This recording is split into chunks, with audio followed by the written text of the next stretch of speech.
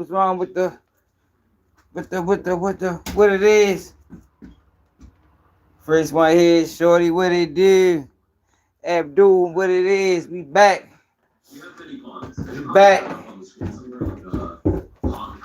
Hey man, my tell that boy he better not say nothing. That boy better not say nothing. I'm on his ass. So yeah, I think he got the picture though. Shorty know who to play with. You know I ain't one of them, man. He know I get on his ass on his internet because his editor not on my level, and he ain't on my level. So it's a lose. He in a lose situation. He don't want me to do an upload. It's a rat. I start going into my clips and shit. But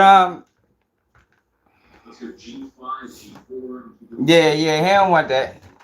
You know, I did him dirty before. That's what I'm saying. He know better. I did him dirty before. I just got tired of going back and forth with him because that following that he got, I don't want it. You know what I mean? Like I forgot that. I shouldn't even say nothing about him because I forgot he got a goofy following. Now I know some of y'all follow him, but for the most part, I'm talking about like a large percentage of the people that follow Glizzy is goofies. They cornballs. They walk around life thinking everything a game. Like yo, there's no excuse for that behavior, man. Now I get, all right, she tried to line you up. All right, put that shit out there. Yo, but to sit back and just start telling the girl whole business and oh yo, that's woman shit. It shouldn't be a man alive. It shouldn't be a man alive co-signing that shit. You know what I mean? That's why women be calling niggas bitches and shit, y'all. Cause niggas really be acting like bitches. Like, it'd be hard to defend niggas. It'd be hard to defend niggas. But I get it. You know, niggas be succumbing to views. Comments. That shit like a high. So niggas start chasing it. But just on some being a man shit. Like, yo, come on, bro. Like, so you just gonna tell all the girl business. Everything. Like, come on, my nigga. What that's gonna say for the next girl? He might as well flip the script. Cause any girl, any female that see that, she ain't gonna want no parts of y'all. Cause that's straight feminine energy. But what I noticed, like I said, the last time I got on, I realized a large part of his following is cornballs, man. All you gotta do, look at the comments. Yo, get off his dick. Like, what? Get off his dick. Yo, you really? Like, this is some of the comments. Yo, you really mad because he ain't take your advice. What? Max, he ain't take my advice. What the fuck is wrong with you, nigga? I don't give a fuck if you take my advice or not. It's the way he said it. Like, why are you playing with me, bro? Like, you don't be hitting me, inboxing me about, yo, can I use your video for mine? Or yo, you wanna come up on the platform? Hit my Instagram. Like, I didn't work with you before. So it's like, why would you play with me like that, my nigga? Hey, man. And I ain't gonna get into don't get into the shit that going all in depth, exposing motherfucker. Like, yo, that shit, yo, I don't even play them type of games at all. Like, I don't play them type of internet games.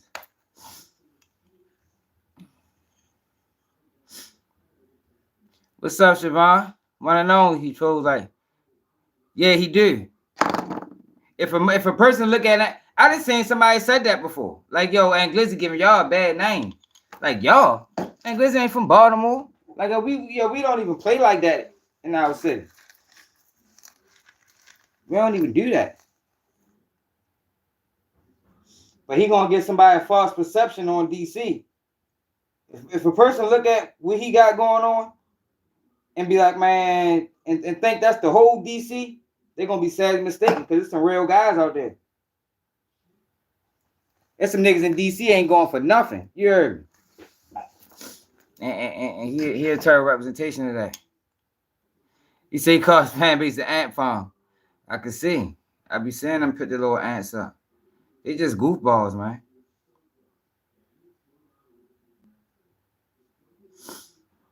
King Yellow, I don't know what's up with King Yellow, man. I used to think King Yellow was solid until I started watching him more. I'm like, oh no, here, fuck. I don't know what's up with y'all. What he trying to send him to jail? You gotta remember, y'all, King Yellow celebrated when O Block 6 caught that time. So you already know what type of nigga. You already know what he on. He say he don't care, but he really do. Yo, what I realized, y'all, a lot of them guys in Chicago, like a lot of the internet people that's from Chicago, they didn't like Dirk. They want a spot. Said Dirk set him up. Niggas. Plus, you gotta realize too, y'all, a lot of these people just doing anything for content. You know, they don't have enough.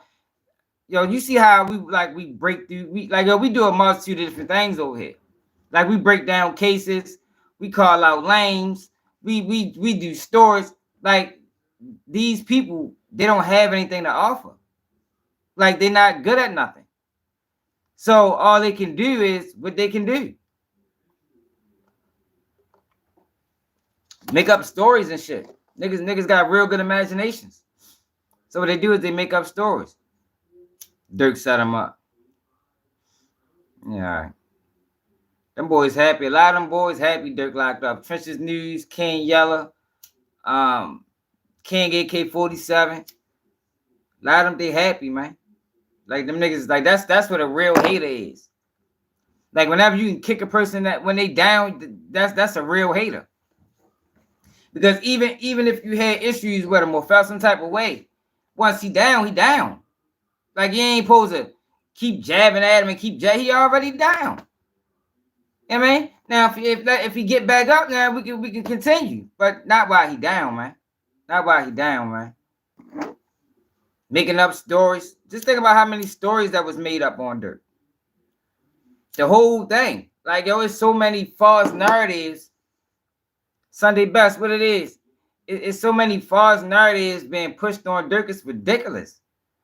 Remember Vonnie was in PC? Y'all remember that? Yeah, Vonnie in PC. Man was never in PC.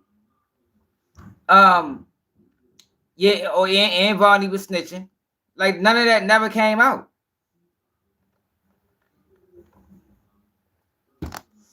What else? This is a whole bunch of bullshit, man. Yeah, I think Yellow. Cause man, so anybody from Dirk's side. Yeah, but I don't know, y'all. I don't know, y'all. I just view that shit different. Like I ain't ready. Like regardless of how I feel about the man, personally, like I ain't ready to keep kicking him while he down. Like we supposed to. I thought we ain't like saying people in jail. Yeah, man. I thought that was against what we believed in as the streets. You know, if you had that much pride with him, strap up, nigga. You know what I mean? You don't want to strap up with him. So I don't respect it, to be honest. I don't respect it.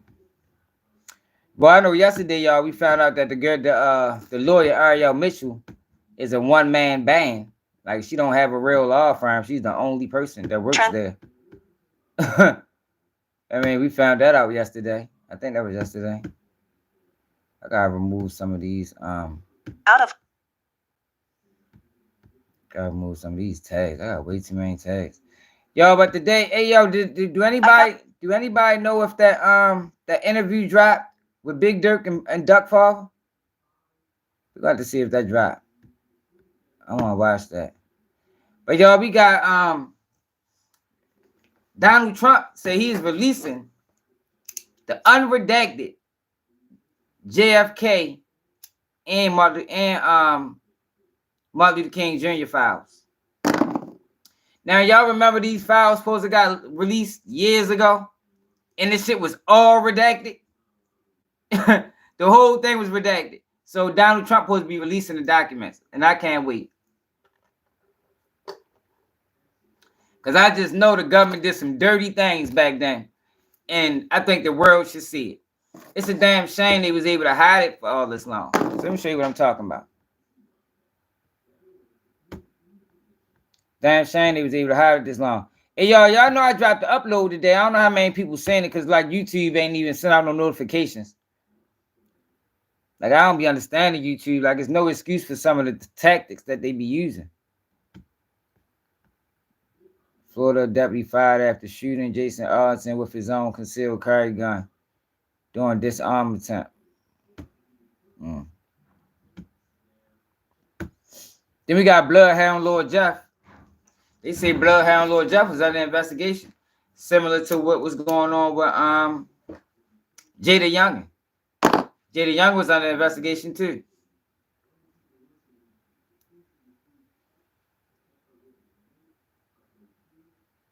Because they try to dictate our views, y'all. That's why I be so that's why I always try to explain to y'all that when you see something, like I seen the page yesterday, y'all. The page had 5 videos, 50,000 subscribers. 5 videos. No, it wasn't 5. 25. 25 videos, 50,000 subscribers. Guess what it was, though? The AI voice. I say, yo, they dirty, yo. They is saturating the market with these fake ass pages trying to steal numbers. It's a dirty game, yo. That's why y'all gotta make sure y'all know I drop a video every day. So if you don't get no notifications, just come check. I might. It should be something uploaded. If it ain't an upload, it's definitely a live. You know, we go live at least once or twice a day. You say it's in a Philly channel like that. It's a lot of channels like that, y'all. It's a lot of them. You got. Like when I notice that, I instantly click off the video. I don't even watch that shit because I don't want to support it. As long as we support it, they're gonna keep them coming, and it's ultimately taken away from the real content creators.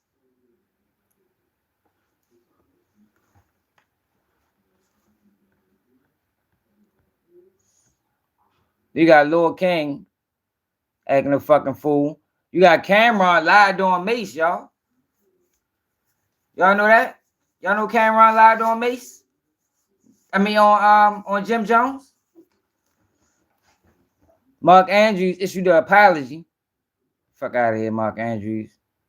Everybody trying to hear that shit. Let's read Mark Andrews' apology though, y'all. Let's check Mark Andrews out. Before we get to the regular scheduled program. Oh fuck, I fucked it up. God damn it. Before we get to the program, check out what Mark Andrews had to say. Mark Andrews says, it's impossible to adequately express how I feel. I'm absolutely gutted by what happened on Sunday. I'm devastated for my teammates, my coaches, and Ravens fans. I pour every ounce of my being into playing at the highest level possible because I love my team and the game of football like nothing else. That is why it has taken me until now to collect my thoughts and address this publicly. Even though the shock and disappointment are unlike anything I've felt before, I refuse to let the situation define me. I promise that this adversity will only make me stronger and fuel us as we move forward. I thank everyone who has shown me and our team genuine support these past several days. Despite the negativity, I've seen heartfelt love and encouragement, including from those who have generously donated to the Breakthrough One TD organization. Even when a moment seems darkest, perspective can reveal that there's still light at the end of this world. I'm going to do my part to bounce back and contribute to it. Man, fuck out of here. Ain't nobody trying to hear that shit. Fuck you, drop this goddamn pass. Jesus Christ. How do you do that, yo? I ain't gonna lie, yo. I don't think I'm gonna ever forgive Mark Andrews. Hey, yo. I'm dead serious, yo. Yo, I don't think I'm ever gonna forgive yo, man. Ever. Like, it's gonna be hard for me to watch him next year.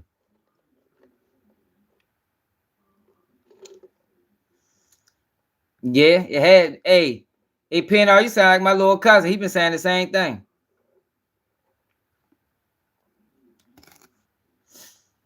He been saying the same thing. Yo, but did y'all see this?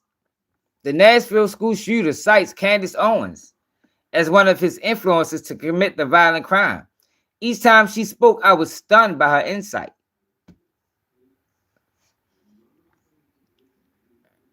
So she said it's truly sickening that people will use the death of a 16-year-old girl to try to quickly score political points rather than to responsibly make sure that what they are sharing is accurate. Regardless, the alleged manifesto, it is an obvious troll.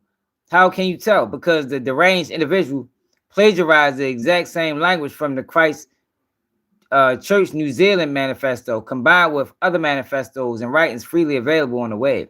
In essence, it is plagiarized documents. It would take 4 seconds of adult thinking and journalistic integrity to recognize this is a troll. On your left, language from the alleged Christ manifesto in 2019. On your right, language from the alleged leak manifesto circulating today. So she's saying it ain't true. Yo, y'all gotta check out some of these manifestos, y'all. Have y'all read? I think we read it on live. But Ted Kaczynski manifesto. You know, Ted Kaczynski was the Unabomber, and what he wrote in his manifesto in 1995 speak to exactly what we saying now. Like it's kind of scary, you know, because a lot of times, yo, they deem these people crazy, but when you actually like look into some of them, like, hold up, yo, I don't think they was that crazy. You know, even Charles Manson. Like when you look into some of them people, yo, and you know, when they write their shit down and they give you their thoughts, that shit don't be always crazy, man. For real. Now, Ted Kaczynski's problem was with the government. He didn't like the fact that we was moving into a world where the internet controlled everything. And he was talking about leftism and how the left is trying to destroy the world. And we see some of that shit now, for real. But Donald Trump.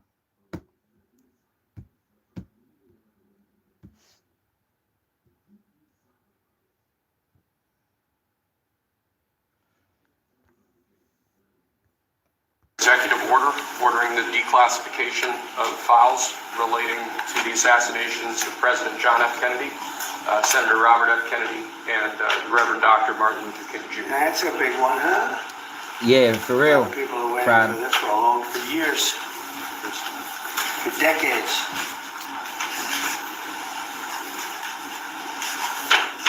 And everything will be revealed.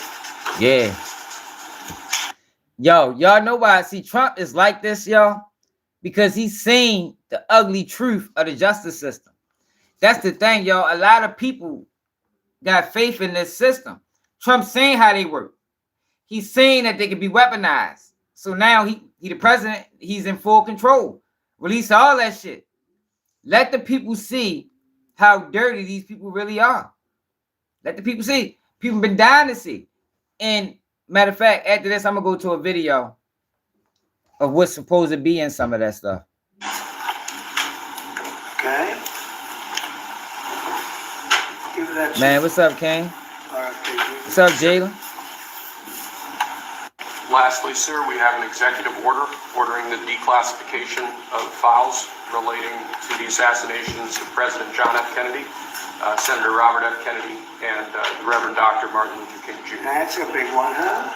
For real? A lot of people are waiting for this Oh, shit. for years. Where you see that at, y'all? For decades. So let's see. Yo, these this classified documents, y'all, supposed to be explosive. You remember they released some a while ago. Let me take people back if people don't know.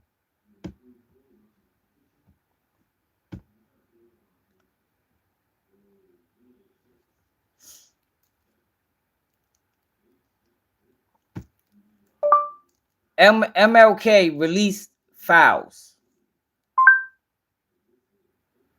I want the old one. Give me this shit from years ago. FBI, poison pen, letter to expose. All right. History Channel, they might be copyright.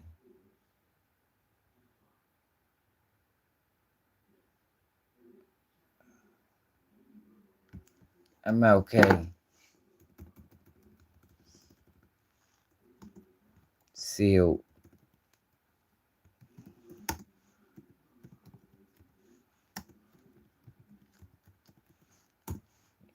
Hey, Siobhan, Trump ain't all that bad, man.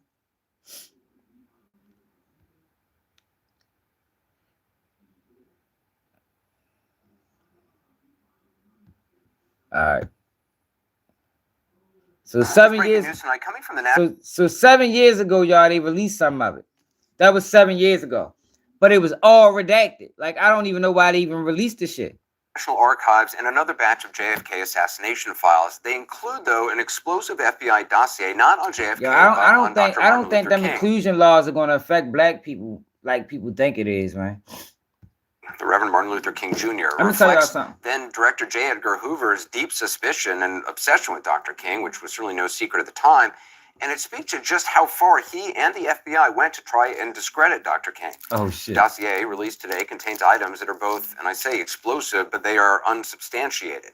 CNN's Gary Tuckman joins us now with more. So what are you learning? What's in this stuff?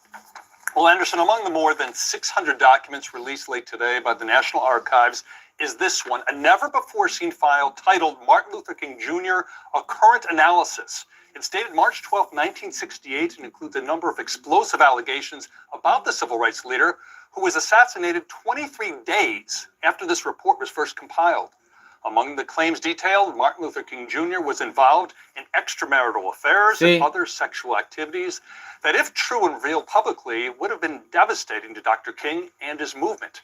In addition, there are pages and pages detailing Martin Luther King and his organization, the Southern Christian Leadership Conference, with alleged ties to known communists, and finally details about supposed financial improprieties by Dr. King and the SCLC. Now, I want to stress that the FBI, under Director J. Edgar Hoover at the time, had been investigating Martin Luther King Jr. for years at this point in the hopes of finding damaging information, and that we have no way of corroborating these allegations. So what does this have to do with the investigation? Yeah, but they white. A lot of them is white women, though.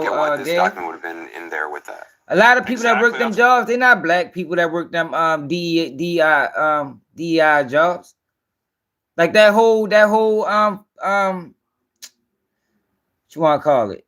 Not force, but the group of people that's in charge of that. Majority of them probably more than likely white people.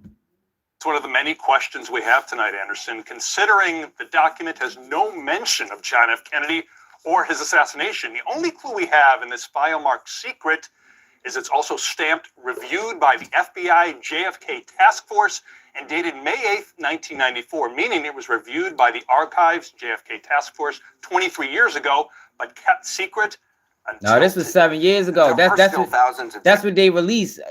I'm trying to find a more detailed video. Because they supposed to have been released it, y'all, but they didn't release it. They didn't release it. So Trump is saying this shit got to get released now, all of it. Now, is he going to stand on what he said?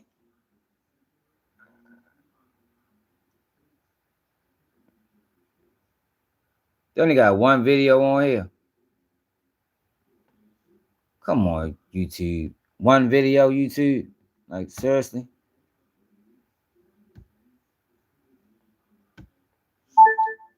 Martin Luther King and JFK documents released 7 years ago.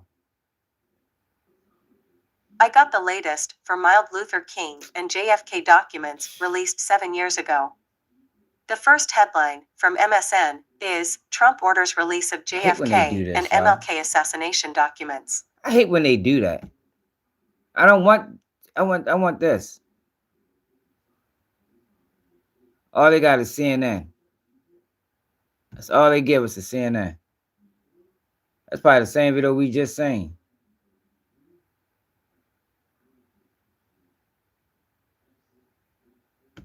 Probably the same video we just seen.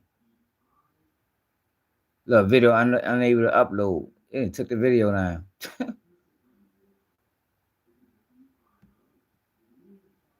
Also, Trump released them last time. 20-page document attempts to tie civil rights leaders to various communist influences and alleged financial. Yeah, that's the same thing we just heard. It covers the time and change, like where he was pushing.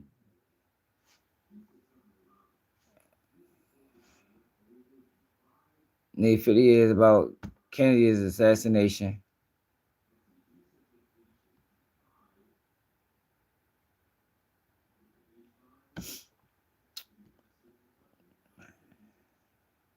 I hate when they do this. Let's see if they did a Alright, this JFK. Why JFK files still aren't public? I want to know what happened with all of them.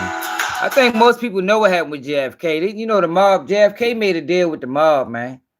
And he didn't, I mean, from what I think, he didn't make do. He ain't make do on the promises, you know, because they're the ones that got him elected. So from what I understand, they killed his ass for that shit. You don't think so, Sunday Best? We'll see. Trump tweeted that he would release. I know last time it didn't at all. Over the weekend, President Trump tweeted that he would release all the files related to President John F. Kennedy's assassination. This after a lot of pushback from government agencies, including the CIA. Right, so today we talked to a former CIA agent living right here in Tampa Bay who says a secret kept this long should have people worried about more than just conspiracy theories. What is still relevant now, 50 years later? Because it's still dirty. Disclosed. For 7 years, Andrew Bustamante kept secrets. It was his job as a CIA agent and has a few opinions on the recent release of some of the JFK files. If it's deemed as secret information, it's supposed to have serious damage, serious risk to national security. But he says some secrets, as with these files, 5 decades later, he just doesn't see risk to national security as a problem. If it's not... It is, because they're still doing this shit. Like that's what I say, when we talk about COINTELPRO and yo, these things are still going on, y'all. It's still going on. Like these dirty tactics that the FBI and the CIA resorted to, that shit ain't changed. It probably just got better. You know, they found a better way to do it, but they still doing it. It's still serving the same purpose. Not relevant.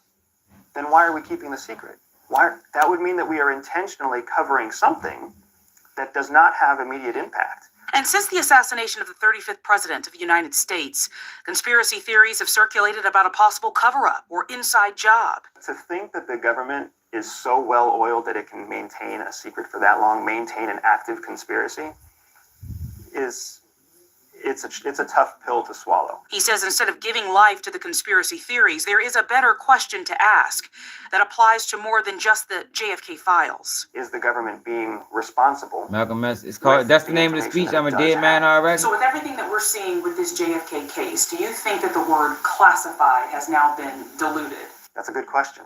What I'm hoping will come of this is that people will start to ask the question, why was it classified? Why was it kept from me? And although the president has given the directive, it's still not clear on exactly when the rest of those files are going to be. Yo, but I remember a lot of that shit being redacted. I remember that shit, man. Let me see. Martin Luther King and JFK files released. Don't give me no recent videos. I got the latest for Trump declassifies JFK, RFK, and MLK Jr. files. The first headline from CBS News on MSN.com is Trump announces more JFK, RFK, MLK assassination files will be released. I don't want recent videos though, man. I hate when news get brought back up. That's all they give you. All they give you is recent news. I want the old shit. Cause didn't the guy that's supposed to kill JFK got killed, right? Ain't that what happened? Didn't they kill yo? They were saying he was the fall guy. Yeah. Was shot by Lee Harvey Oswald. The government commission determined that Oswald acted alone. However, unanswered questions have long dodged the case and have given it rise to alternative theories about the involvement of government agents, the mafia, and other nefarious characters, as well as more outlandish conspiracy theories. Opinion polls over decades have indicated that most Americans don't believe Oswald was the sole assassin. In 1992, Congress passed a law to release all documents related to the investigation within 25 years. Both Trump in his first term and Joe Biden released pills of JFK-related documents, but thousands out of a total of millions still remain partially or fully secret. Trump promised to declassify all the files in his first term, but held back on his promise after CIA FBI officials persuaded him to keep some files secret. See, and I think that's why he's saying, man, fuck y'all. Y'all prosecuted me. I'm releasing all of it. I'm gonna let the people see what's really going on. As a statement of intention, it is great that the president, recent documents released have revealed new details about the circumstances surrounding the assassination, including about the CIA extensive monitoring of Oswald. Why the fuck was the CIA monitoring him? Why would the CIA be monitoring him? Lee Harvey Oswald. Man, so he was paid. He was paid to do it, then they killed his ass. In 2023, Paul Landis, an 88-year-old former Secret Service agent who witnessed the assassination at close range, said he took a bullet from the car after Kennedy was shot. So he took a bullet from the car. Experts say the details complicate the official story that a single bullet hit both the president and Texas Governor John Connally, who was riding in a motorcade. Oh yeah, I forgot that the so-called magic bullet. So one bullet shot both of them. I mean, it can happen. But they wasn't even, I don't know, they was a nice little distance behind each other. He was in the front seat, one was in the back seat. Mr. Morley said new information has cast further doubt on the theory that Oswald acted alone and predicted that a full release of all redacted documents could add significance. What the fuck? I can't even get the word. Can add significantly to public knowledge. But he said that there may not be a smoking gun, and the CIA and other security officials will push to maintain some level of security. Yeah, but like my man said, 50 years later, he said Oswald wasn't Oswald. He was a Russian spy with Oswald's passport. He fuck around. Hey, Shane, you already know I don't put nothing past these people. Like nothing. I put nothing past them, yo, because I know how dirty they can get. RFK Jr. has long cast doubt on the official narratives about his uncle's assassination, as well as that of his father, Robert F. Kennedy. Senior Kennedy was killed in Los Angeles ballroom by Sharan, a Palestinian man angry at U.S. support for Israel, in prison, and has stated that he does not believe Sharan killed his father, although other Kennedy family members reject that claim. Martin Luther King Jr. was shot to death by a white nationalist, James Earl Ray. Members of the King family have alleged Ray did not act alone and was part of a large conspiracy. Yo, so is they going to give us all of this or not? Is they going to give us all of this or not? What y'all think? See, though, this is the type of stuff I'd be interested in.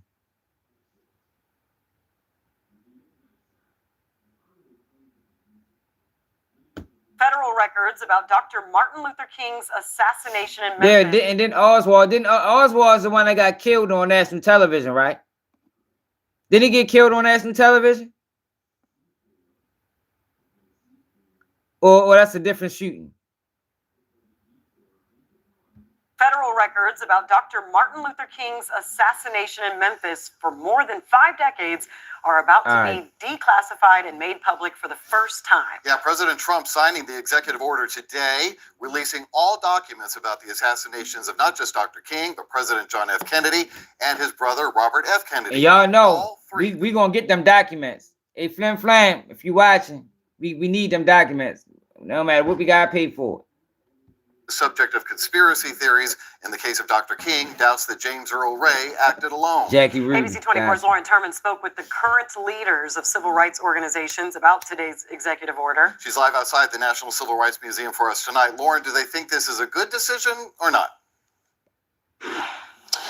Well, Richard and Pepper, they do believe that this is a good decision. The leaders I've spoken with, who were the presidents of the Memphis NAACP, as well as the Memphis chapter of the Southern Christian Leadership. I don't trust none of these. See, I hate these organizations. NAACP, all the Christian leaders.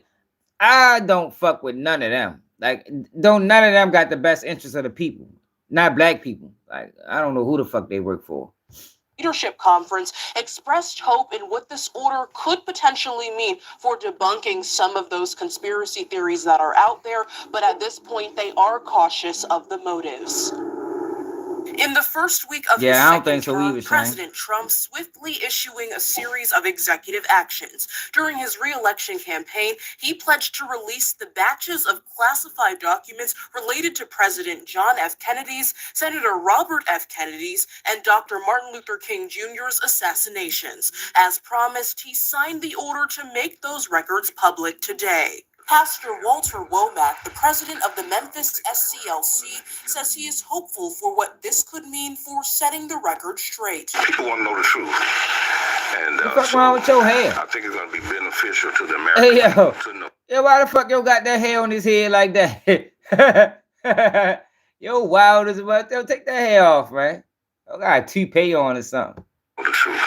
This order directs the Attorney General and the Director of National Intelligence to develop a plan to declassify the remaining John F. Kennedy records within 15 days. So what about Malcolm X records? Why nobody never talk about Malcolm X? Like, that was my guy. My guy was Malcolm X, man. By any means necessary. Has his records ever been declassified? For the other two cases, they must complete. I know. We read that lawsuit. His family is suing the CIA, the FBI, and every single one of them agencies right now. The president of the Memphis NAACP questions the timing of this decision. There may be some good and there may be some bad in it. But all of those incidents happened over 50 years ago. And maybe now people will really see what really happened with the declassification. President Kennedy was assassinated in Dallas in 1963, Robert F. Kennedy in 1968 while running for president, and Dr. Martin Luther King Jr. Yo, the 60s was a wild time, y'all. Did anybody ever think about being like a teenager or early 20s in the 60s? That was a wild time. You guys, that's why I don't understand. You gotta respect your elders, man. I mean, respecting your elders is pivotal for them to live through this and with that. This was a wild time in the United States, the fucking 60s. The same year, here in Memphis at the Lorraine Motel. This would bring some closure to not only to the American people, but to the families. And then it's gonna, I think it would shed light on some hands that we thought maybe was clean, might be dirty. And according to the Associated Press, only thousands out of the millions of government records on President Kennedy's assassination have not yet been declassified, but still in a lot of these cases, there's still 60 years after his death, a lot of public interest in his case. Live at the National Civil Rights Museum, I'm Lauren Turman. Yeah, it's like they never mentioned Malcolm X. Like, we want to know. JFK magic bullet. They want to know, man. People want to know. I remember I seen something like this, and they was talking about how there's no way that bullet could have shot both of them. He was hit for the first and the third. The second shot hit the governor. The third shot for the first and the third. Bullets struck inside the car. That all three bullets. The FBI concluded that all three bullets struck. This is Martin Luther King Jr. conspiracy. The conspiracy of Martin Luther King Jr.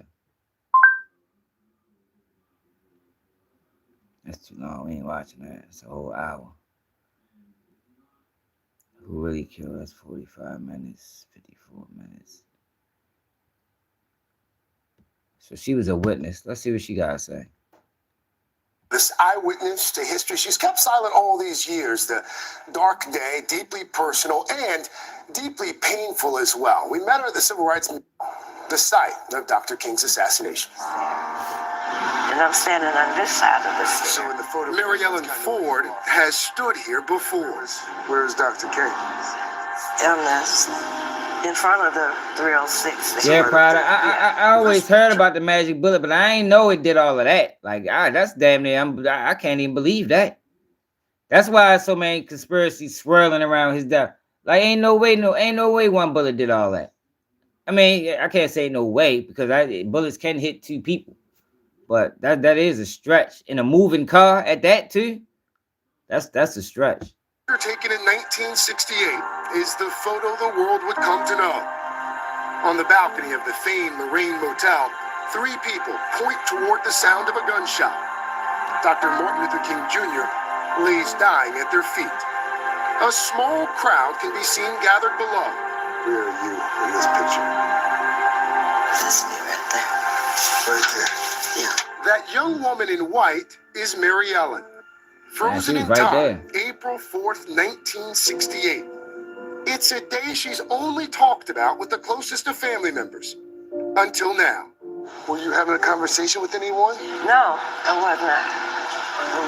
I was just standing there like in shock. Witness number 43, then Mary Ellen Norwood. This Memphis police report lists her as female, colored, 21, and employed at the Lorraine as a waitress and cook. What was it like working here? I loved it. I did. I really loved it. Walter and Lori Bailey owned the motel in the segregated South. It was a safe place to stay for prominent black musicians like B.B. King and Aretha Franklin. Who's your favorite? Look at that, yo. Look, motherfuckers own shit back then, yo. That's how the government, destroyed the black community, man. Like, I remember growing up, black people owned corner stores in the neighborhood. Like, it was common. Shit is crazy, what the fuck they did, to the fucking country, man. Always here, and I got to see him every time. But the most famous guest of all, all, and it's all about control, y'all. It's all about greed. Control. Greed is what destroyed, the fabric of America, man. Greed. Dr. King, drawn to Memphis by striking sanitation workers. Mr. Bailey will be running around. Get this room straightened up because Dr. King is coming. Dr. King is coming. Mary Ellen caught glimpses of King as he came and went from the motel. At one point, delivering food to him and other civil rights leaders. They had hamburgers. All of them had hamburgers. When I took the tray in, I set it on the table. He was laying on I heard the a third that Jesse Jackson played a role in it. Dr. King? Yeah. Smoking a cigarette because he smoked. On the evening of April 4th, Mary Ellen was cooking in the kitchen. At first, I thought it was firecrackers, Some people were shooting out firecrackers. It's like that in bars like that everywhere now. Proud of, but back in the day, it wasn't. He was laying on the balcony, and I'm standing there. I'm just dumbfounded, shocked. Like, what just happened? This don't happen here. It's not okay. When you keep something bottled up for a half century and finally share it, I know, y'all. It can be overwhelming. After all these years, you still get emotional. Yes.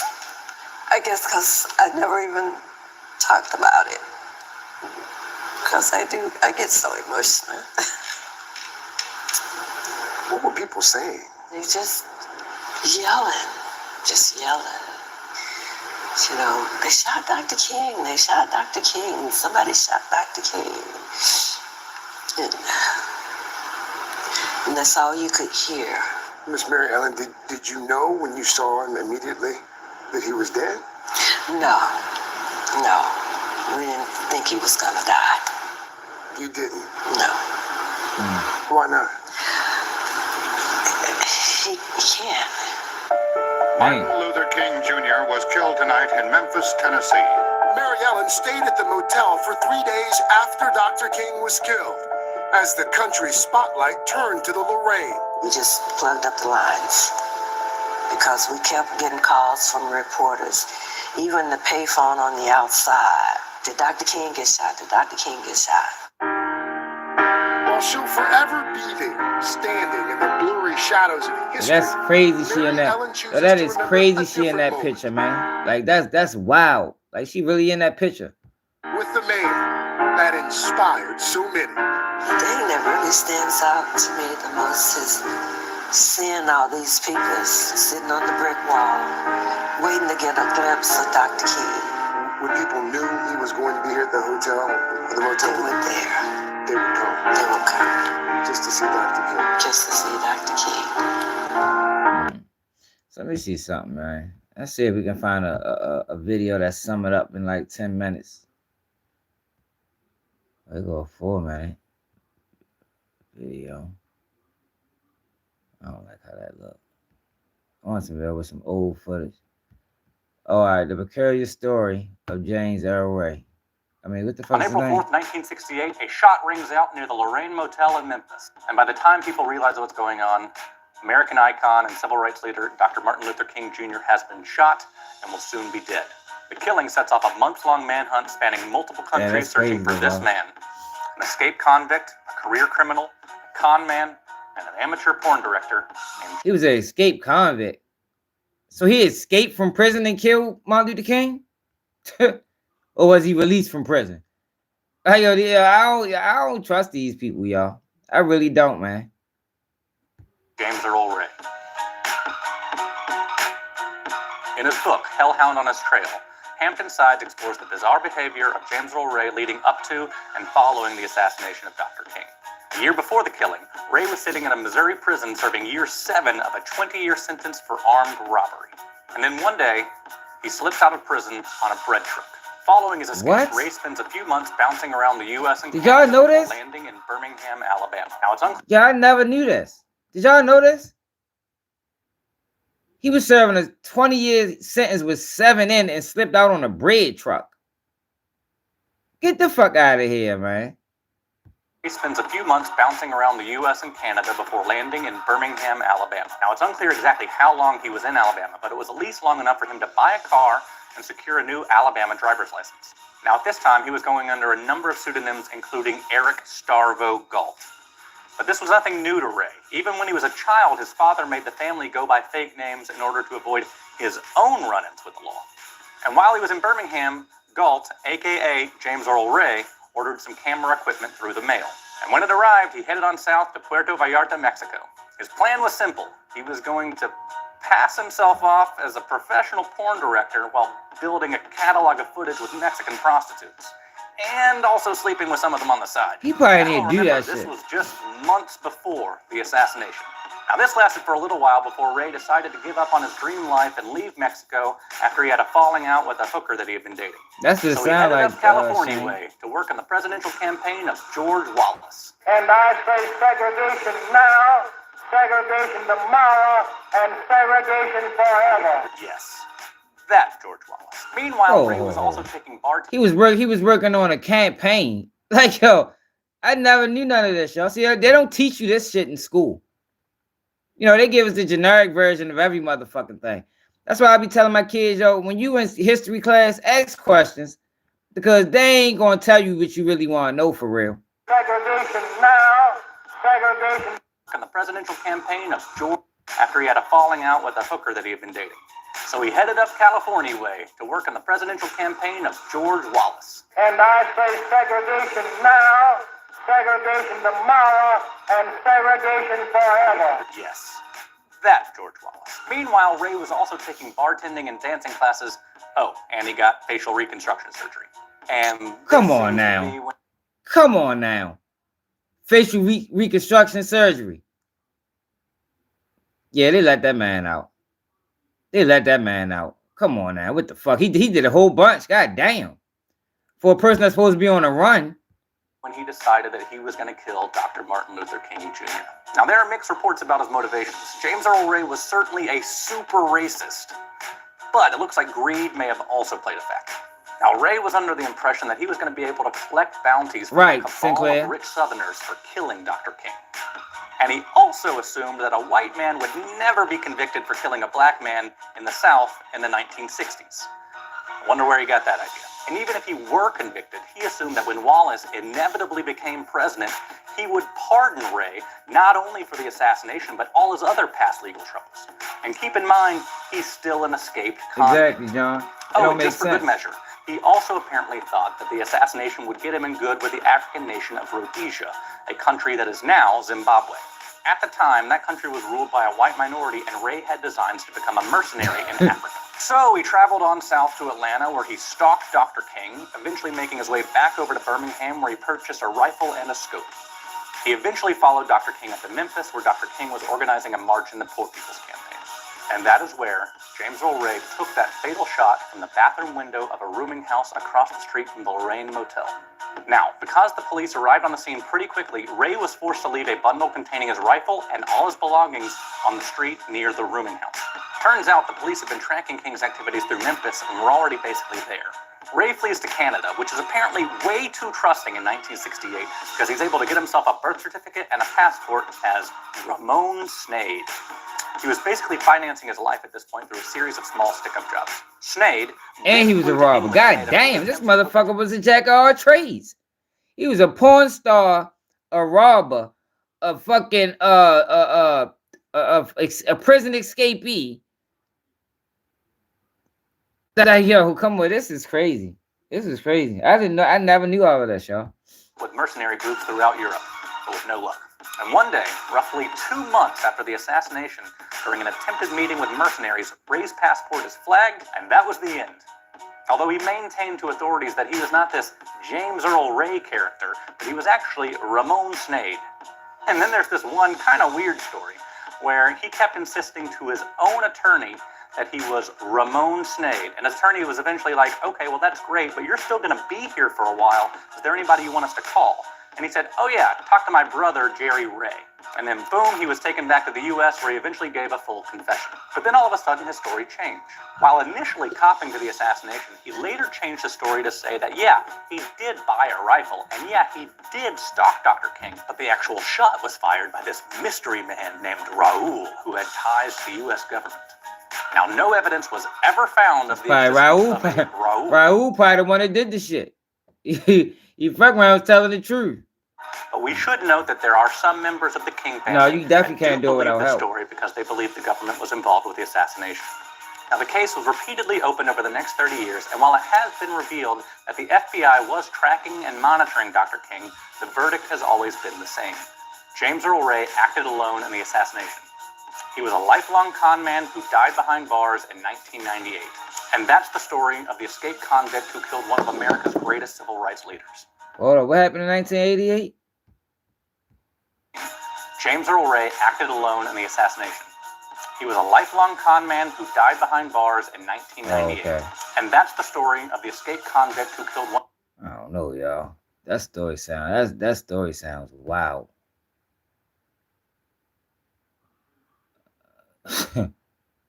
Dang, y'all. It's crazy the things that you don't know.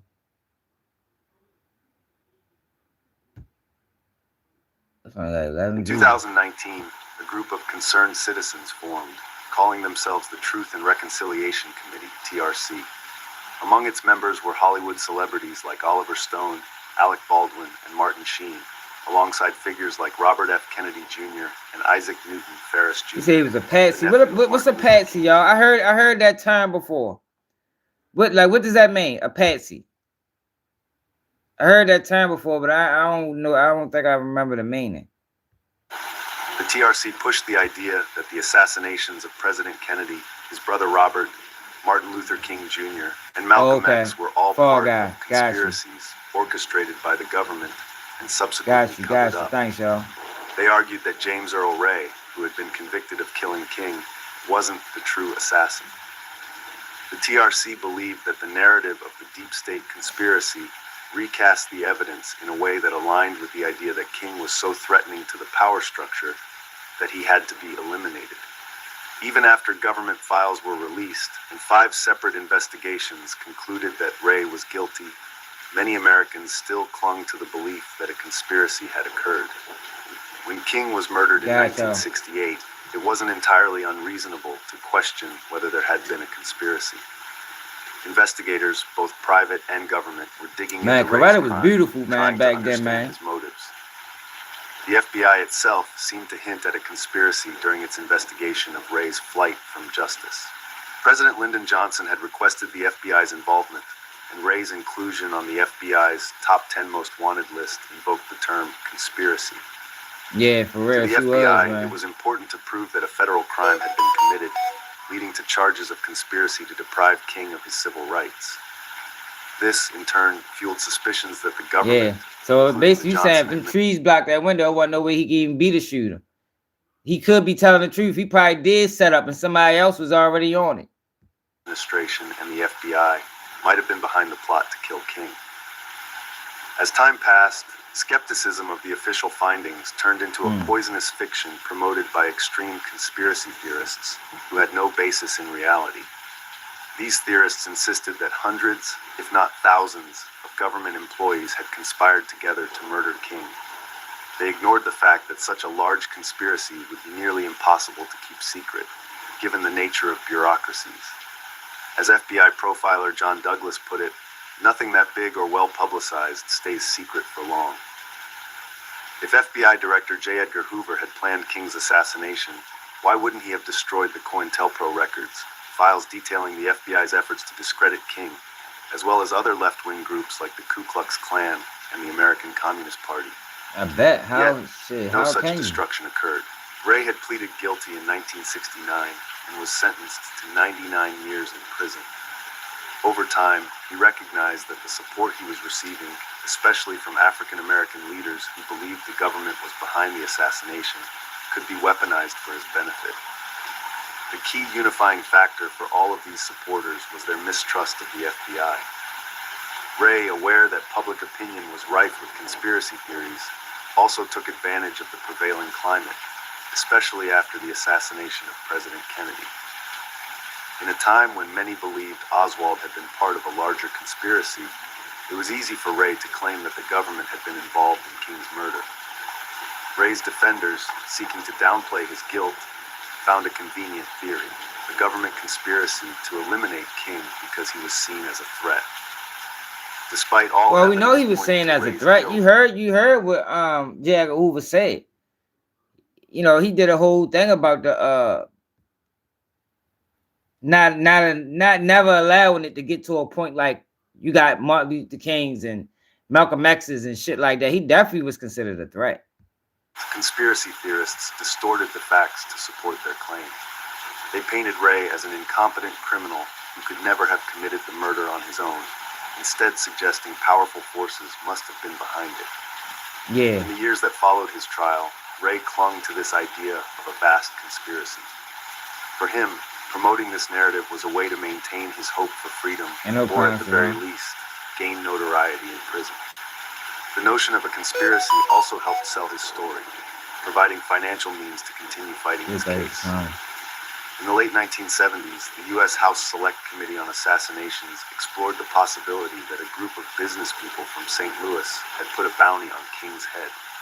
However, the committee found no evidence linking the FBI or other government agencies to the assassination. Straight up, James. Despite this, the idea of a bounty on King's life remained plausible, with some far-right extremists advocating for it. There was also evidence that Ray's brothers, John and Jerry, knew of the bounty, but no proof they ever collected it. Extensive investigations failed to find any large sums of money in their possession. If they had attempted to claim the bounty, they would have put their lives in jeopardy. This, however, didn't stop Ray's story from gaining traction among his defenders. In 1999, Ray's lawyer, William Pepper, and others pushed the narrative of a government conspiracy to a civil trial, with Lloyd Jowers as the key defendant. Jowers was found guilty, but the trial was one-sided, with important evidence and witnesses left out. Pulitzer Prize-winning author David Garrow called the verdict meaningless, noting how Jowers had been eager to take the fall for the assassination and had previously made inconsistent statements. Justice Department's investigation. I wonder, his family probably still taking care of today. Who the fuck is this family? Like, why they don't never talk about these people's family? I mean, might gotta dive into them, see how they living. Following Jowers' trial, found no evidence of a government conspiracy. In fact, the investigators concluded that the conspiracy theories were entirely baseless. Ray's life as a fugitive was a series of risky moves. Having escaped from prison in 1967, he had little chance of establishing a permanent life. His options were limited. Continue smuggling drugs, I didn't know that either. Robbing banks. Well, I did know that. I did know that. I did hear the doctor say let King die. I definitely heard that. Lead to his capture.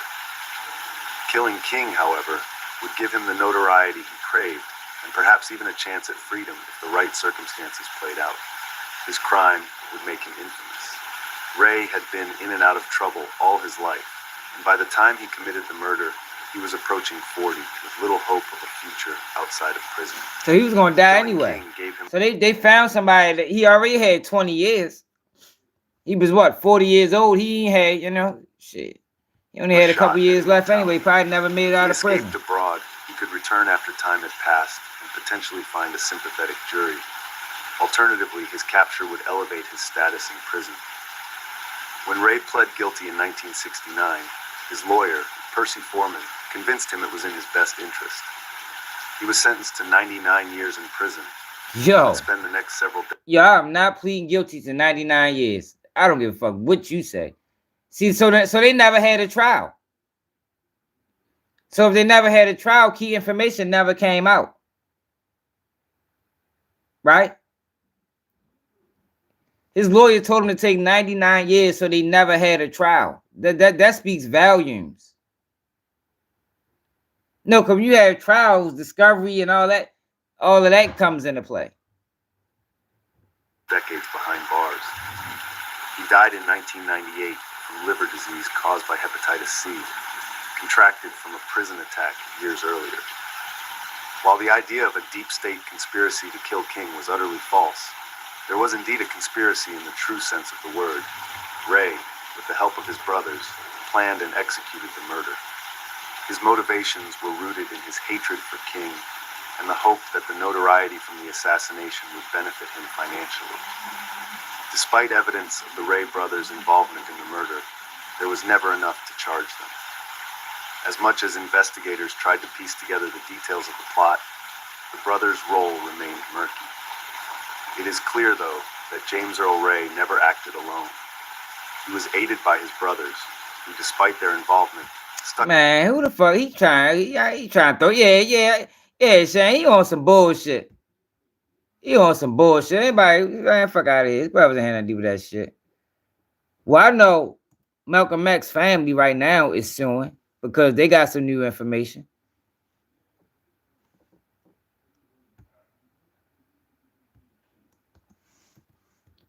But what's up with his files?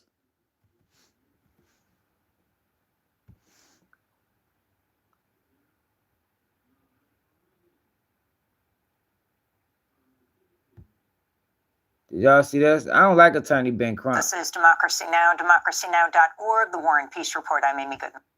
1st, 1965. This all comes just 3 months after New York. Muhammad Aziz and the late Khalil Ever enter in their name. 58 years ago, today, in this very room, one of the greatest thought leaders ever known in the 21st century was assassinated. And since that time, there has been speculation as to who was involved in the assassination of Malcolm X. We know on November 18th, 2021,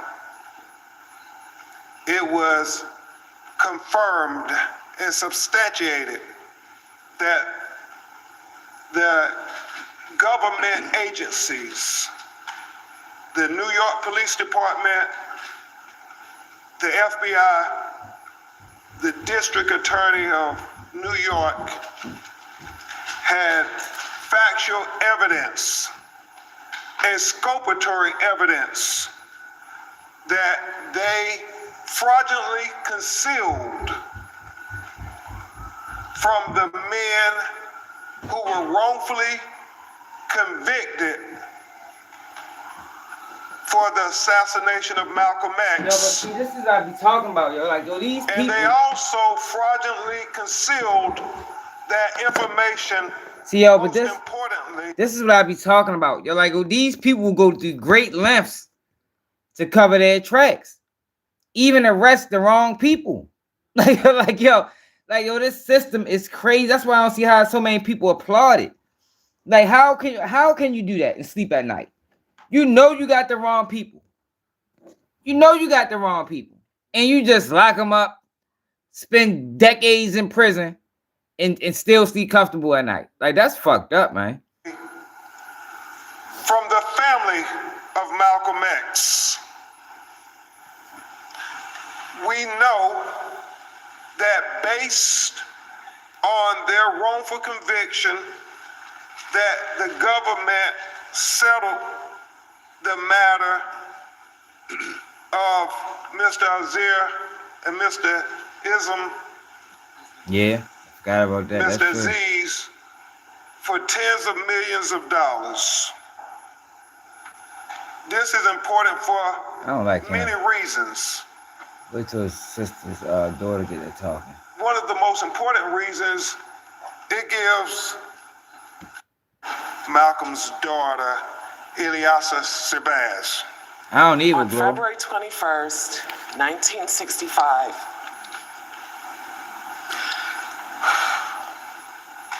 and then the thing with Malcolm X, his kids was there. Excited. Like, they killed that man in front of his kids, man. Like, yo, this is a dirty world, y'all. This is a dirty world, man. They really killed that man in front of all his kids. To see her husband, because a week prior, her home had been firebombed. She walked in here Nothing. happy. I don't know why they used him. Shattered. Today, we will celebrate our father's life and legacy with the community, because it is something that my mother did every year, that for as long as I can remember. Shit, I can just imagine. I already know about that. And just the larger community, we will also seek justice for a man, a very young man, he was only 39 years old, who gave his life for human rights. For years, our family has fought for the truth to come to light concerning his murder, and we'd like our father to receive the justice that he deserves. The truth about the circumstances leading to the death of our father is important not only to his family, but to many followers, many admirers, many who look to him for guidance, for love. And it is our hope that litigation of this case will finally provide some unanswered questions. We want justice served for our father. They probably gonna try to settle. They probably gonna try to settle with them under the table. That's what they're gonna try to do. Settle under the table. You know, make it go away. Real quietly. It was a better video where they went into detail. Just the video. They went into detail about it. The civil rights attorney Ben Crump. All conspired to assassinate. Today officially announced the filing of our $100 million lawsuit against the United States government, the FBI, the CIA, and the NYPD, who we believe all conspired to assassinate Malcolm X, one of the greatest thought leaders of the 21st century. It is not lost on us. See, with Malcolm X, I think we did a video on this recently where his normal bodyguard detail, they locked them all up. Like right before, like he went up there with a whole different detail, a whole different bodyguard crew. They locked up all his bodyguards. Matter of fact, he gonna speak. Let's find him. Yeah, cause we looked at the. Is that him? No, he was a black guy. Where's the part where he spoke?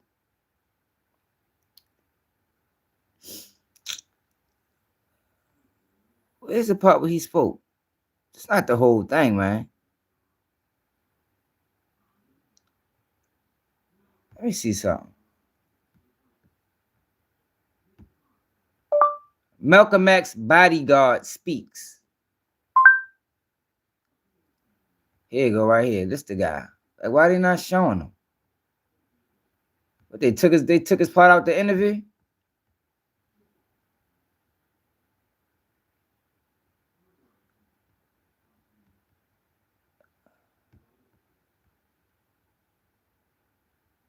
Says he heard.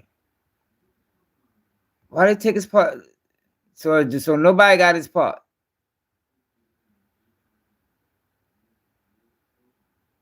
He was at that same press conference. This guy right here. Him right here. On or about February 16, 1965, 5 days before Malcolm X's assassination, I was detained and arrested by the New York City Police Department. On or about February 16, 1965, 5 days before Malcolm X's assassination, I was detained and arrested by the New York City Police Department related to the Woods conspiracy. I was shocked to hear the New York Police Department accusing me of conspiracy to destroy the Statue of Liberty. I lost 18 months of my young life for a crime I did not commit. I was only 22 years old at the time of my arrest. I believe I was detained in this conspiracy by the NYPD, boss, and FBI in order to ensure Malcolm X's planned assassination would be successful.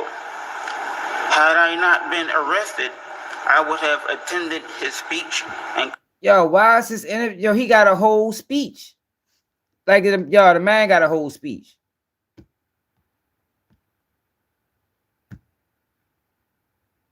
Malcolm X bodyguard falsely arrested. Let's see if we can find a whole speech. He got a whole speech, and he went into detail how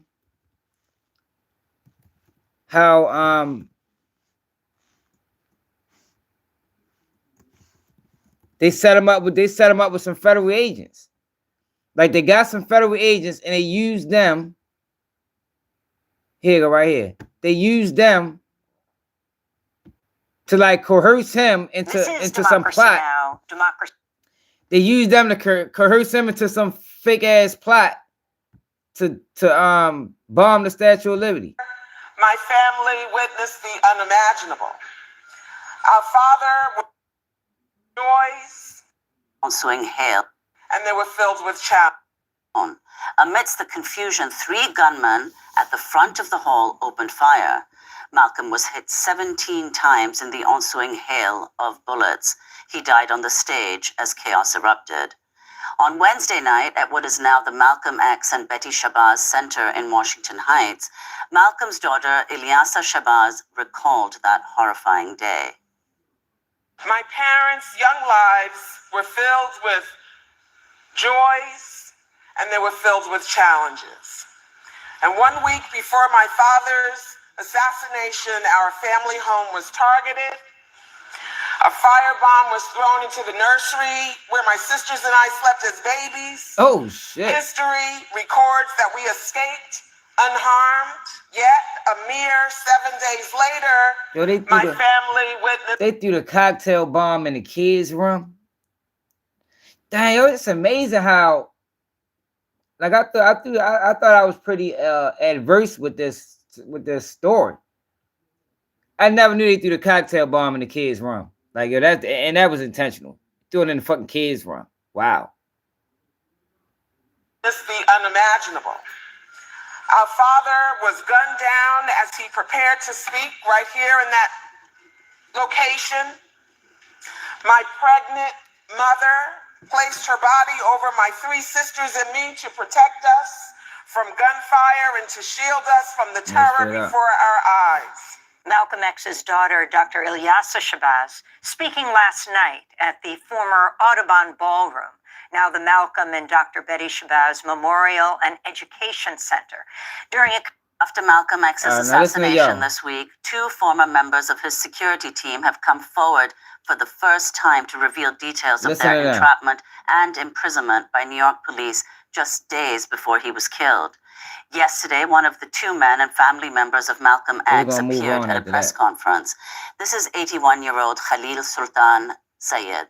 Yeah, well, I thought it was in the movie. Creation in 1964 to 1965, I attended public events organized by the Organization of Afro-American Unity, the OAAU, founded by El Haji Malik Shabazz, Malcolm X. It was widely known by my acquaintances that I had deep fondness for Malcolm X, as I spoke frequently with respect for Malcolm X, and I always made an effort to attend his speeches. In or about January 1965, I attended public events. On about January 1965, I was introduced to Raymond A. Wood. I only interacted with Wood on approximately 2 occasions. That's not how they set him up, y'all. He ready to go into how the feds set him up with this agent, or how he got linked up with this agent. Robert Collier, a new acquaintance, told me that he wanted to introduce me to his friend who had some ideas. This friend was Raymond Wood. When Collier introduced me to Wood, I had only known Collier for 2 or 3 months. Collier was also invited Walter Bowe to attend. Since Wood was undercover, I had no idea he worked for law enforcement. I later found out Wood was an undercover police agent. Wood was an undercover police officer from the New York City Police Department and the Bureau of Special Services and Investigations. The idea Wood introduced was a conspiracy to destroy national monuments, specifically the Statue of Liberty. Those at the meeting laughed, so I assumed Wood was not serious about this idea. I said very little at the meeting. In the weeks leading up to my wrongful arrest and incarceration, I never heard the idea again. I was asked by a close follower of Malcolm X to serve as security at Malcolm X's home after it was firebombed on February 14th, 1965. I was offered this opportunity because it was widely known that I respected Malcolm X and was interested in the OAAU. It was a small group of individuals who were asked to serve as security for Malcolm X's home. Only 2 or 3 individuals per shift. I would always have made myself available to serve as security for Malcolm X, as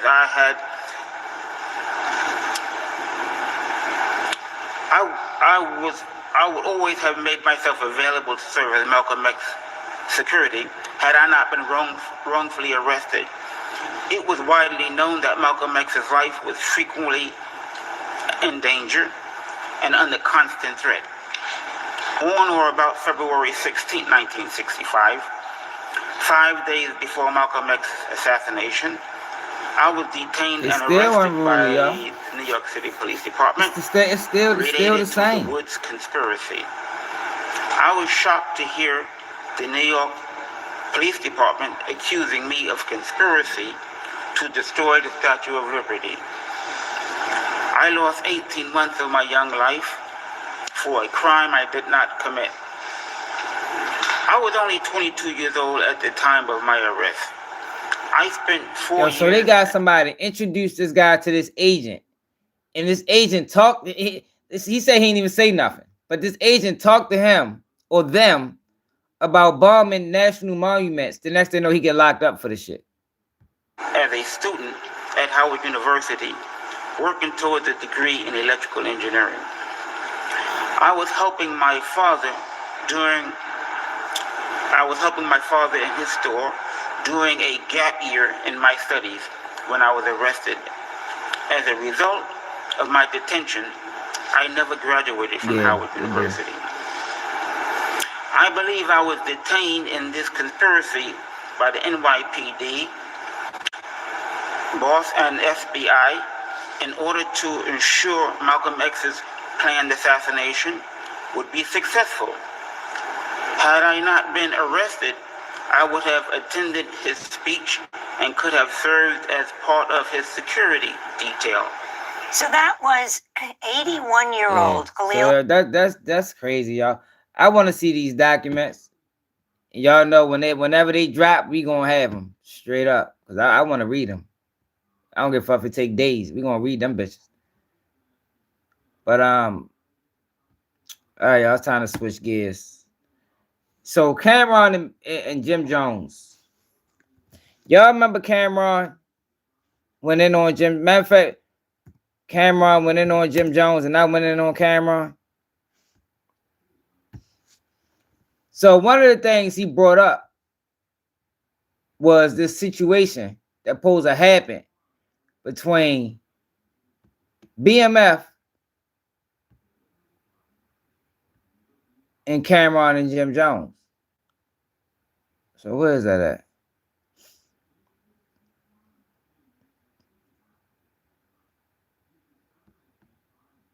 Here you go, right here.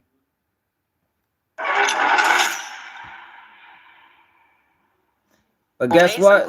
But Cameron is telling two different stories. So after I play this version of events, we're going to go to the other story he told a long time ago. Like, he left a lot of key things out. We ain't going to go all the way to the beginning. We're going to start right here. Yo, man, I heard the freestyles. Y'all killing shit.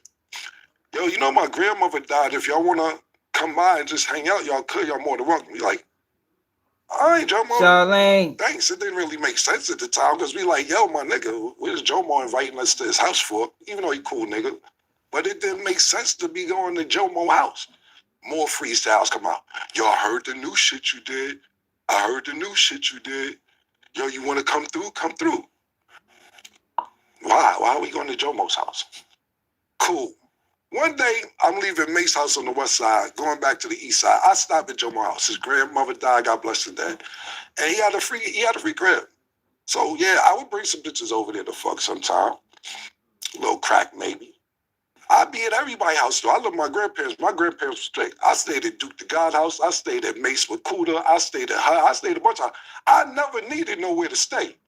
You act like niggas on your couch. You was a fan, nigga.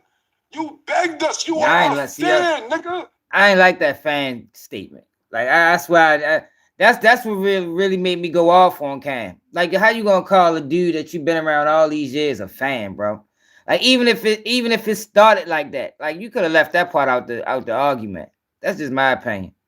A fan. We didn't grow up with you. I am from 140th and Lenox. I am from NFL. Up the block was 40 Wolves. Lou Simpsons up on 142nd Cross Square. D. Ferg on number 8th Avenue. I don't see you around none of this. Shout out to my nigga, stay safe, what's the nigga Final 4 billion them you stole? You not from none of that. So you gonna sit around and act like you've been around all this Harlem shit and everything. You ever see somebody from Harlem try to act like they from Harlem so bad that you gotta keep saying, I'm from Harlem? Niggas from Harlem know who's from Harlem. You don't have to keep saying you from Harlem. So that's first and foremost. All this, yo, niggas is on your guy. You were fanned out and you begged niggas to come to your house. I think he went overboard. That's how you got in, nigga. You was so cool. And we was like, yo, Jomo's a nice guy. Mace like, yo, I think I'll teach him how to rap. Mace actually taught you how to rap. Literally. Literally. He taught you how to rap. You say it. Matter of fact, bring up the clip. Mace helped me actually learn how to rap. Mace showed me how to rap. Mace actually showed me, he was the first person to show me how to rap. Mace actually sat me down and showed me the magic to rap. We taught you how to rap, nigga. How you ran the whole organization. How you made Diplomat. Nigga, you ain't make none of this up. You was a fan. I put you down. Because you had a free crib. And you was a nice guy. That's how you got down originally. Period. I don't know, yo. Now, to the next definitely point. from the village. This all started because I asked 50 Cent a question. Cool. I thought it was cool to ask 50. The shit happened 20 yeah, for years real. ago. That's why I ain't feel that hard, it was all good. I got no problem thinking, yeah, okay. He tricked niggas out their spot, came to the spot. I know 50 said it. And they went under, you know, he was funny. I thought it was funny when he said the shit. But I didn't think it'd be a big deal because you make up with every nigga that put hands on you. But I see the pattern now. If a nigga agree to disagree with you and don't want to take it that route because they got some genuine love for you, you keep going on and on and on. Every nigga that put hands on you and you get told to take you, call my Instagram. I see you with C Gutter. Junior Mafia, cool. I see you taking pictures with True Life. It's cool. Man, DC, y'all having sit-downs to work out. Gunshots was let off with that. Y'all having sit-downs to work out. All right, now this the part. He's ready to go into a situation that happened at with BMF. But he gave 2 accounts of this same situation. And I'm going to play it after this. You tried to chase French Montana out the game. That ain't work out. Y'all got cool. So cool that you go to his video shoot. Pardon me, not his video shoot, his movie. You're sitting in the crowd. Hit that like button, y'all. Let's get to 100 likes. In the movie. You in the movie getting this and you got to eat it just sitting in the crowd. Nah, nigga, that dissing you in the movie that you went to go see, bro. You ever wonder how you met Mano? Ask him how he met Mano. Mano gonna downplay because they cool now. He tried to press Mano one day because Mano first came out. He had a little record where he was saying, dissing the rappers. I don't know if he said nigga's name. So Jim pressed Mano one day and was like, yo, what's up with all that saying my name? Man said, who the fuck you talking to? Oh, you think I one of them niggas? You out your motherfucking mind? Now they the lobby boys. Every nigga that do something to put pressure on you, you sit there and work it out. But when niggas got a little genuine heart for you and all that, cool, that's the pattern. If they don't put hands on you, then you can keep going on and on and on. And I ain't promoting none of this. I think it's cool that you cool with everybody I name. You gonna be 50 next year, nigga. I'm happy that you cool. I'm not saying this to stir up no feathers. I'm not saying that to backtrack on any beef or go anything like. I think it's really cool. But the niggas who do this, you cool with, and then the niggas who try to handle it sophisticatedly, you keep going on and on like niggas give a fuck about all that shit, bro. Niggas don't care about none of that shit, my nigga. Niggas don't care a little bit, my nigga. That's first and foremost. I'm gonna wrap it up with a couple things. Thank y'all. Hit that like button. Appreciate y'all. What I'll finish with is this, man. I'm never here to downplay your character. As much as you try to degrade my character. Yeah, but you just downgrade the man character the whole time. On. And it's like, for C's, really? Here you go. And I'm not dissing C's, but to hear me talk about when you ran on me when BMF. Here you go, right here. I got no problem. I see the C's. We good. But you keep running around with these 25-year stories. Do you ever hear me talk about when you ran on me when BMF pulled up? Make sure you subscribe to the channel, and I'll tell you, they chased you to the beach. And lucky, I had my shit on me and my man JoJo. I ain't gonna say his name. Spanish nigga, you know him. So listen to how he tell his story, y'all. And my shit on me and my man JoJo. In the hotel, they chased you to the beach. Good. But you keep running around with these 25-year stories. Do you ever hear me talk about when you ran on me when BMF pulled up? When you ran in the hotel, they chased you to the beach. And lucky, I had my shit on me and my man JoJo. I ain't gonna say his name. Spanish nigga, you know him. The Spanish nigga don't care about life. Yeah, I ain't like it either. Who was with me is like, who all these niggas coming? I think he went too far. I said, oh, they come this way. No, and this no disrespect, because Blue's my nigga, Meech my nigga, all that. And Blue Da Vinci just told this story on his platform or whatever platform. That's what I'm saying. He got an 89%. That's what I'm saying, Carl. He ain't telling the truth. And I'm ready to show y'all in the next video. Right. It's a little off, Blue. I'll tell it on Talk with Flea, my perspective of what happened.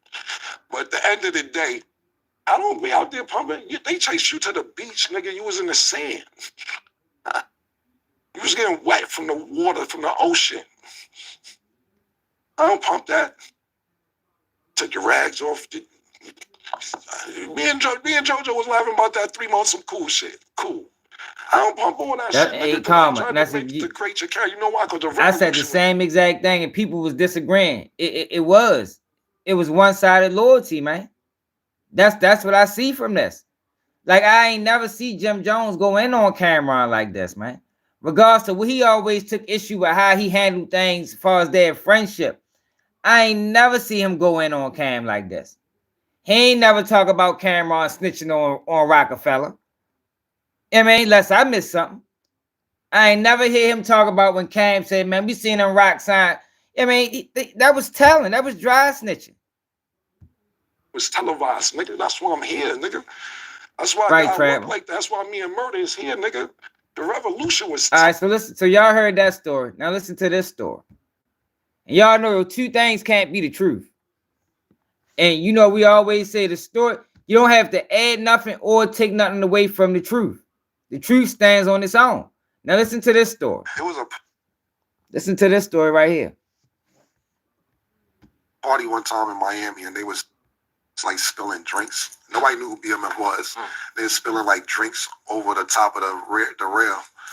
And I was underneath for whatever balcony it was, but Jim was getting wet. Yeah. Jim and somebody was getting wet. The truth only gotta get told once. The truth, when a person is telling the truth, they don't add to the story. They don't take nothing away to the story is always the same.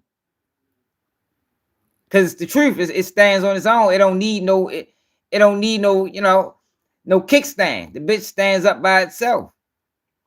Now you can elaborate on the story, but this story he told right here is very different from the story that he told just now. He left some key things out, and it was intentional. Listen to him. They like, yo, stop fucking throwing shit. They didn't give a fuck. They kept throwing shit. So Jim went up there with some other people. Look, he ain't never mentioned that. He made Jim look like a whole clown. Now, they was pouring liquor off the balcony. And Jim, like he always said, went for back with for Dipset. Jim went up there to see what was going on. Not Cameron. Jim Jones went up there. Party one time in Miami, and they was like spilling drinks. Nobody knew who BMF was. They were spilling like drinks over the top of the rail. And I was underneath for whatever balcony it was, but Jim was getting wet. Jim and somebody was getting wet. They like, yo, stop fucking throwing shit. They didn't give a fuck. They kept throwing shit. So Jim went up there with some other people, and somebody from there and got cut. Look, they got like 40 niggas. Somebody from that ain't got cut. He just made, when he told the story on Is What It Is, he made Jim look like a whole bitch. Now he's saying somebody from there, from BMF got cut. It's over here. I don't know who these niggas are. You know what I'm saying? I'm like, what the fuck is going on? Yeah. They just looking. They start pulling guns out and pipes, and they was trying to get Jim.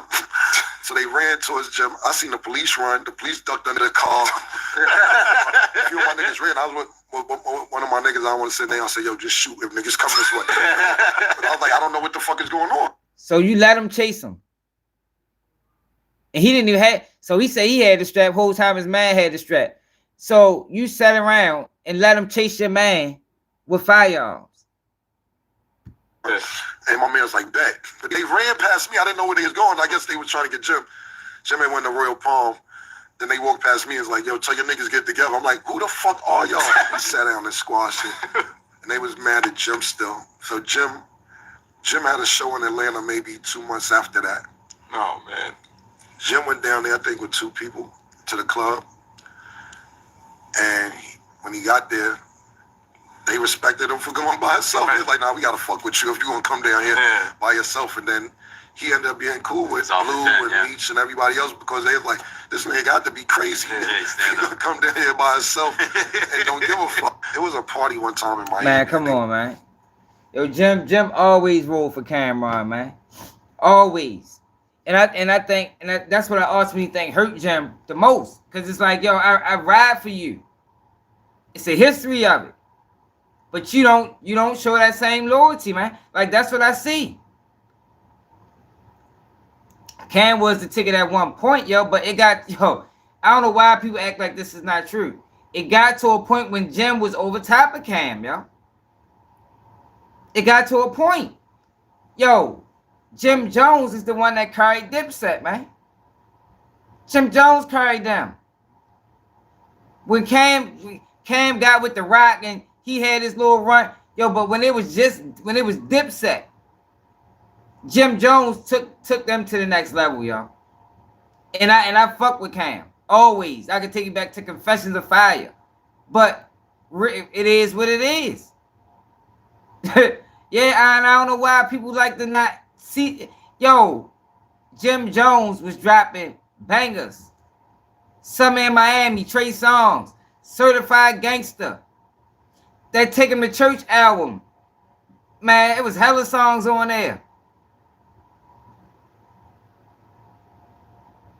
I ain't even mention Ballin'. I ain't even mention Ballin'. Ballin' was one of them too. Forgot about Ballin'. Yo, it just looked like to me, y'all. Why did Cameron tell that story that way? Why did he do that? Why did he tell a story in a way to make the man look bad when in reality, you was the one looking bad? You let him chase your man. And act like you ain't know what was going on. You know, how he gonna say, I ain't know what was going on, but you know Jim Jones and them went up there to approach the guys for pulling liquor over the balcony. But now you see all this commotion, and 1 + 1 don't equal 2. And you don't come to a determination like that, and they might be chasing Jim. Man, hell no, man. Cam wrong in this. And I fuck with Cam, still do. Like I fuck with Cam. But, you know, you gotta call it like I see it. And from what I see, from the interviews that we watched and everything, yo, Jim Jones was the one carrying it. Jim Jones was the backbone. Jim Jones rolled for Cam. And it looked like Jim Jones said, Cameron got jealous. Yo, even with the rap shit, y'all. Let me tell you something. And I don't know if Cameron this way, but I told y'all before. Yo, it's people that'll talk you into doing something with hopes that you fail. Just so they can laugh at you. You wouldn't think that, yo, but it's a lot of people like that. It probably shocked them that Jim Jones took off that way. That shit probably made him feel some type of way. Now, I don't want to told you how to rap. You know what I mean? Like, I don't know, y'all.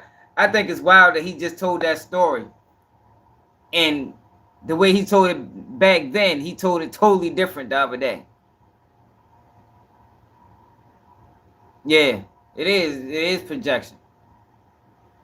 I don't know, y'all. I think that's a little wild for Cameron to have done that. Like he tried to make the man talking about, you ran on me. How he run on you? Like he didn't run on you. You wasn't even in the equation. Yeah, I remember.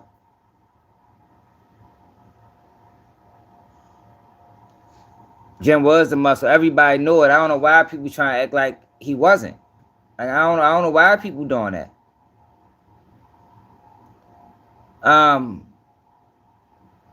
What else, y'all? What else we had? What else in the top? Oh, let's see if they posted this video yet. What else we had in the title?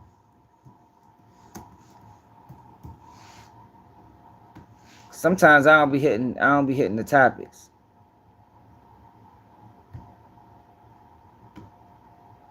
Oh shit.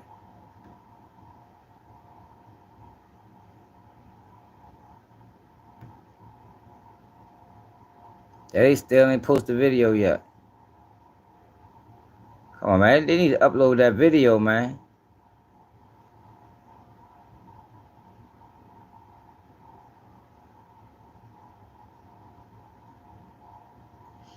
Yeah, so they still ain't post that interview.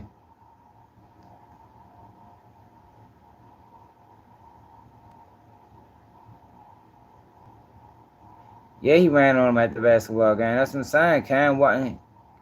Jim was holding that boy down, man. Was holding that. Oh, Bloodhound Lord Jeff. New documents show Bloodhound Lord Jeff was being investigated for drug trafficking and conspiracy to commit violent crimes, but the investigation was closed when he died. I want us to get this whole paperwork. So Bloodhound Lord Jeff's career wasn't going to last long anyway, because they was ready to lock his ass. He had a whole federal investigation going on. The subject was pronounced dead at the scene. The Cook County Medical Exam determined the cause of death to be multiple gunshot wounds. At the time of his death, subject was the primary focus of an ongoing investigation with federal prosecutors preparing to seek an indictment for drug trafficking and conspiracy to commit violent crimes. Given the death of Jeffrey Lamar Harris, prior to any arrest or indictment, the investigation into his alleged criminal activities is hereby closed. Where they get this from? Let's see if we can find it. Hey, Alvin, you ain't see that? Alvin, you watching? Where they get that from?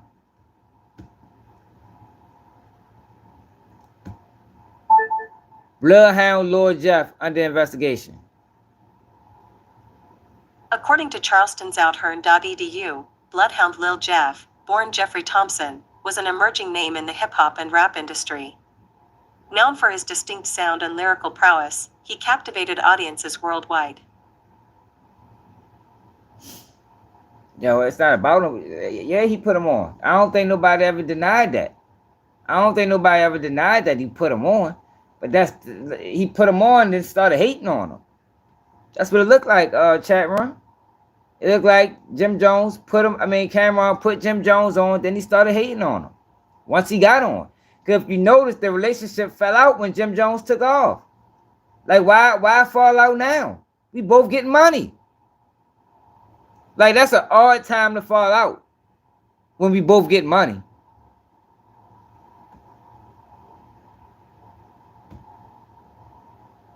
It's a very strange time to fall out from each other, I think. I think if Jim Jones was still broke, they'd be best friends. For real. If Jim Jones never took off rapping, they'd be best friends. He'd be right there. He'd be right there on that Is What It Is platform.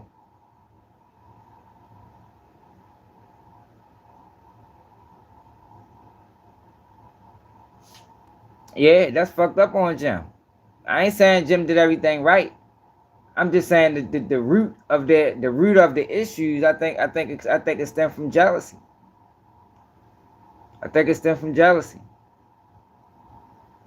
Now, if Kane was going through something and like I don't see how if Kane was going through something and Jim ain't check up on him and do that, Jim down bad for that. And if that's the case, he can't expect none of the things that he was expecting from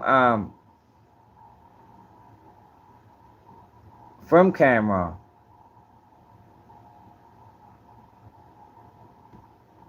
Hey Alvin, you watching? Chiracatology.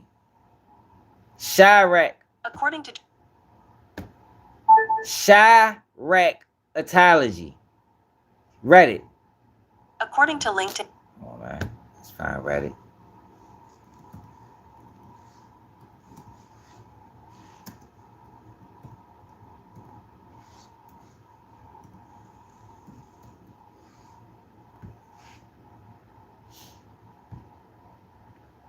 Y'all see if they got more of that paperwork. Y'all know I do got a Reddit too, y'all. Y'all can find me on Reddit. I don't know how to change my name on there though. Chiracatology. How the fuck do I get to the post?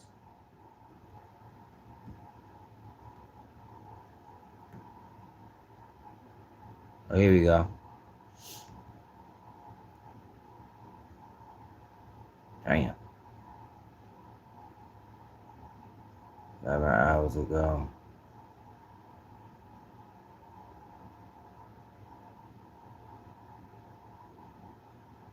She got him. Dang, fuck shit.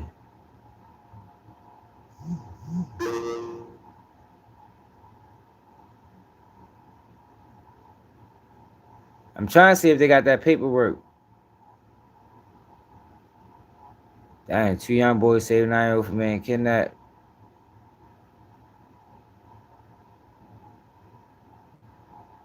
So he high as a motherfucker. Shorty gonna get this stuff together. It's like, but like, it's like, I ain't In the South Side. I like the South Side. He lost so many friends. Look at him. for sure, like that. Nah, and that is 100% for sure. That's like, but like, it's like, I ain't, it's like, I get what you're saying, but it's like, ain't nothing like the East Side, man. Saturday night, when you hit Saturday night, when you just feel it. Yeah. It's like, oh my God, it's like this Saturday night. And nowhere like Saturday night. You ask about Saturday night script. Saturday night script is, man. Nah, he gotta get himself together. They put them damn pills down, shorty.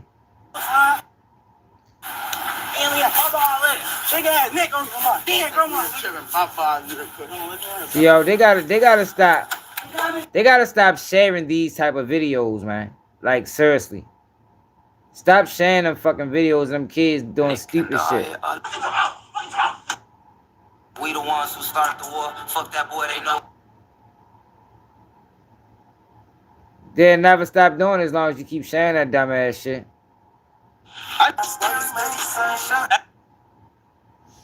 Let's see if I can find an Bloodhound. Cause they got that paper from somewhere.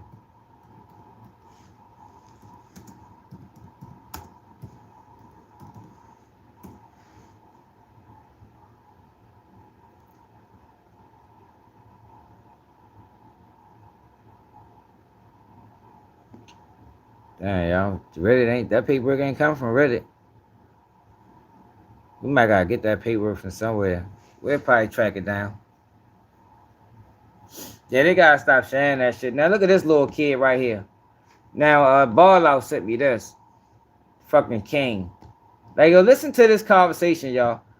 Like, y'all swear, yo, these guys around King is gonna get him killed, man. I always say that. And I don't want it to happen. But it's almost like it's inevitable. It's inevitable, yo. The amount of respect and leeway that they give this child is ridiculous. It's ridiculous. About to drop a new album. And I ain't gonna feel a good duty do. Bro, stop the game shit, bro. They not feeling you, bro. Stop. They over here. Oh, yeah. Hey, Alex, in one of them videos we did the other day, we streamed Davion Murphy court date. Man, you should have heard the detective. Man, social media, that's all he do. He don't even gotta punch in. All he gotta do is wake up and be on his phone like this, just scrolling, and he gonna solve every case. Like, yo, the amount of stupidity. But it's clout. I told you, clout overrides judgment. So when you chasing clout, you're not going to be thinking clearly. Because all you looking at is the monetary aspect. All you looking at is the attention you're going to get. You're not even thinking about death or prison. Like, fuck that. Later for that. You heard me? Later for death in prison. I might get a bag out of this. I mean, I might can get an interview or something. That's all they really worried about. That's all they worried about, y'all. It's crazy. Now with this young kid, listen to how they let this kid talk to them, yo. Like, this is crazy. They ain't feeling all that, bro. You on your Diddy time right now, too. You live no more. Look. No, I'm talking about. Let me see here. No, I'm talking. Hey, so why they playing with you in the comments talking about your motherfucking cocaine for your Yeah, we used to even do shit like that, Trap. Everybody looking for clout. Cocaine for your head and shit. Now I haven't seen none of them on there posting no guns or nothing like that, but still ain't a good idea. The comments talking about shake your ass, sexy red, go there, bitch. Hey, King, put all that play on me before I smack you down. I'm telling you what Quit playing on me before I smack you down. You want to get smacked down? I gonna tell you what they just said. I don't care what you want to fight it out. What you want to do? Keon? Keon? Is you been a good baby? Huh? Hey, what do I say? And then what I said. Like this. It sounds like King high for real. You see how raspy his voice is? His voice don't normally sound like that. Sound like Shorty got some type of narcotic in him. The Terrence Crawford. Taki Hillis. Paul said, Taki, you know. Yeah, that's how I feel, hard Mo. Straight up. Hey, the Taki family. Let me see if I can. Yo, somebody around him need to inform him, like, yo, you look dumb as a motherfucker, bro. Like, I don't give a fuck how much money you got. You look fucking foolish. The fuck? You better not go to California with that shit on. They gonna rob silly looking motherfucker. It's showing that you live. It ain't showing that he live on now. Yeah, what you do, dude? On the gang ain't tripping. Folks like, go sexy red. They're calling him Sexy Red. Like, hey, King, tell Sexy Red to call me. I know you were talking to him. Tell him get in sexy. Tell Sexy Get in sexy. I got some fun. Yeah, tell her that. Get on her DM right now. now. No, they said Young Thug got twin shit. They said what? They said Young Thug got twin. Hey, boy, why these folks gonna come into my Lil Daddy King? Hey, y'all bugging out. Chill with all this. You the little girl, you get put on punishment. Yeah, I don't agree with him either, Clap. Oh. I don't even watch them. I don't even. He ain't need to go to sleep. Yeah, my business. He be pissing in the big bit. What? And you can't read weird before you get my stuff. He's still pissing in the bed. See how he look? Calm down, that's just the truth. You ain't been a good girl. That's why you got booted. He's still peeing in the bed. Face all on the camera, like. I'm talking about him. Yeah, he a fan. I'm reading comments. I don't even know. I want to see you. Nigga, you got my phone. You the fan. I don't want to see you. They want to see us. When you turn this live up, nigga, you was on there. Gang. Nigga, you was on there. Nigga, that bitch had 11 people. Don't you gotta go to sleep? Don't you got school in the morning? Don't worry about it. Be a good little girl. You know the real. You put on your head. Steady on this gate shit, bro. I'm not get on your head. Hey, so I ain't feeling Yeah, I swear, I just don't get this, yo. Like, I just don't get it, yo. I don't understand this this relationship. I don't understand how grown men can talk to a child like a grown man and be receptive to him. Like I swear, like I don't get it. I don't get it. It's like I be trying to understand it, but I just can't get it. Like, even if I didn't care about him, I wouldn't be able to do that. But I don't know, man. This shit different. Bro, go ahead. What's up, Lord? Your house, bro. Get away from around you. I don't know what wrong with I'm finna join it from this one. Let me see bro, if I can join it from this one. Get out the day, bro. It is. It's karma. Something ain't right. Charles, the white gonna get away. Hey, y'all, I know y'all see that boy on live over here playing gay games with King now. Sound like you on his roll. Hey, stop playing with me, real talk. For both of you niggas get smacked on the G. Trying to make Yo, he told him he was gonna smack, but these are grown ass men. Yo. Oh my gosh. It's not funny, yo. It's not funny, y'all, because it's not gonna end well for this kid. And I just hope they take accountability. Just take accountability, y'all, because I'm gonna be so hard on these motherfuckers when the inevitable happen. I'm gonna make them take accountability. So you better go do this so I don't get booted again. Don't worry about it. My school don't start until you start going to get Yo, did you hear him say in an interview he did? He said, "Man, I ain't worried about nobody calling me a snitch. They won't say it to my face." Like, yo, you are 11 years old. Somebody will smack your whole face off. Face on the ground. Like, what are you talking about? And they let him say these things. See that, and that's what I'm saying, y'all. And that's why I'm saying it's so dangerous for him, because they are allowing him to talk to grown folks like he's a grown folk. But with the inevitable is eventually King is gonna start hanging around people his age. Because he's not gonna be 20 hanging with 40 and 50-year-olds. Eventually he's gonna be forced to hang around people his age. And when that day comes, he is not gonna be able to talk to them like how he's talking to these adults. Because we the same age, we pay. These adults are giving him a pass. King don't know that because he's 11 years old. That's the setup in it. That's why they set him up for failure. Because the things that he get away with in these dice games, the things that he's allowed to say, he's only getting away with it because he's a child. If you make it to 20, you're right. Because he's a child. But when he start hanging around people his age, he's gonna go around these people with the same mentality that he had.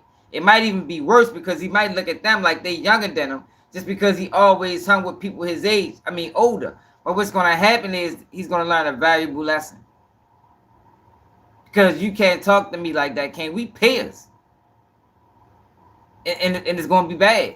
And no telling what's gonna happen. He either gonna kill somebody or somebody gonna kill him. It ain't really no in between.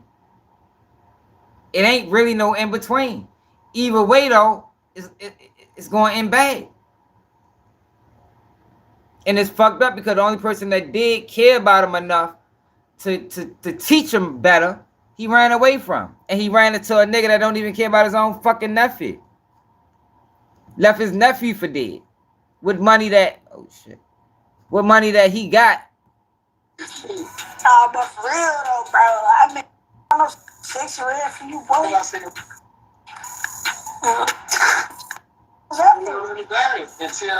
Too late.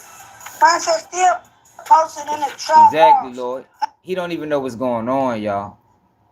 Like, I don't care how slick he talk. He's still 11. He does not know what's going on. He don't know motherfucker will trick you out your life so fast, shorty. Man. 100 elbows in, 100 this King right here, out. He 11 years old. I was just playing WBCLA with my youngest. This ain't even, I don't even know how much this is. Charleston, why didn't you watching this? I'm pretty sure he is. No, that's the Jakes right there. Keep playing. But he watching, the thing is watching. In the comments, tell us. Oh, so why they trolling you in the joint? I don't even want to read that. Don't you got 6 red? If I don't know no King Collins, I see what it is. Why ain't finna call no 6 red for you, boy? Yo, he's a grown-ass man telling a kid to call Sexy Red. Yo, can somebody please make this make sense? Yo, you trying to get put on to a girl by a child. The sad part is, y'all, they really view King as their equal. Like, they really look at him, like, look how they talk to him, look how they converse with him. Like, he one of the guys. How much money you got from me if I call it? I got you a money. Yeah, but he know right from wrong to the extent of an 11-year-old. You know what I mean? Like, his brain is still developing. So he know right and wrong to a certain extent. 100,000? I got you 50 right now, 50K. You ain't finna give no 50K for no Sexy Red number, nigga. We both know you lying. I'm giving you $50. Make it work, yo. Make it work. They said, you want this bitch knocked out, boy. Full of that crack. But for real though, bro, I've been getting to that money all day, bro. I just really came in the house, bro. Yeah, they say you've been trapped up the storm. I've been sleep with my shiesty on. No, though, I'm feeling. So what, he hustling now? So he back in Memphis. If King is back in Memphis, yo, King might not make it to see, like my man, like Carl said, he might not make it to see 16. He said he been traveling all day. He just got back in the house. Well, you know he ain't driving. Matter of fact, it's a video. I'm gonna go to that next, and then we're gonna wrap it up. I'm finna get on the phone. My girl is so ain't gonna be long. Hey, look what I bought her though. I went big for her though. I just gotta wrap everything back up. Cause I really just wanted, you know, like took some of it out. I want to see. Let's get 20 more likes, y'all. Let's get to 100 likes. Right? You hear me? Yeah. I just want stupid. Stop playing with me, stupid. You hear me, stupid? Stupid man. Goofy man. I bought her like 2 of these. Shit, a lot. Hustle Cartel was slime ball. Shit, you hear me? Like that man he a scammer. He's a fucking slime ball. He scammed his family. Like it's a lot of yo, for one, y'all. His child died, his sister died, his mother died, and he just ended up with all this money. Like I don't trust nothing around him. That's mighty strange to me. Sister looked like she was in decent shape. I don't even know how she died. But then the nephew gets nothing out of everything. His sister, which is his nephew's mother, had properties that now he owns.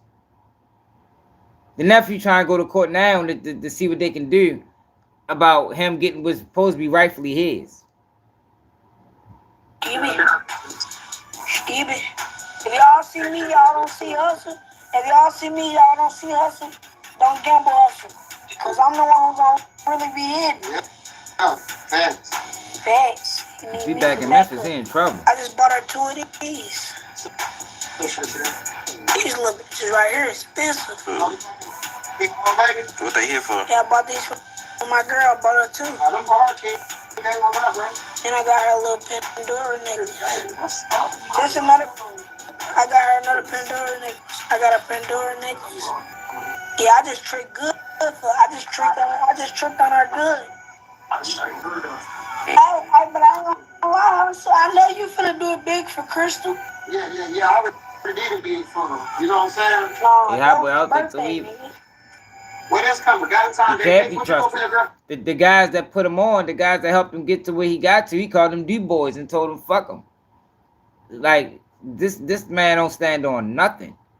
So you already know all he using King for is clout. Most people didn't even know him until he got with King. He using King for clout. And once the clout is over, he's gonna discard King. And King can't go back to finesse because look what he did. He put the man business all out there. Could have got him violated. No, then King father a rat, so you know he born with some fucked up characteristics. Another time, I'm taking her out to eat, nigga, and I'm finna buy her. And I'm finna give her, I might give her some more. Nah, I'm finna go stupid. Y'all finna see it. Stupid. He gonna talk bad about it. You ain't love me. You done got all mushy on me.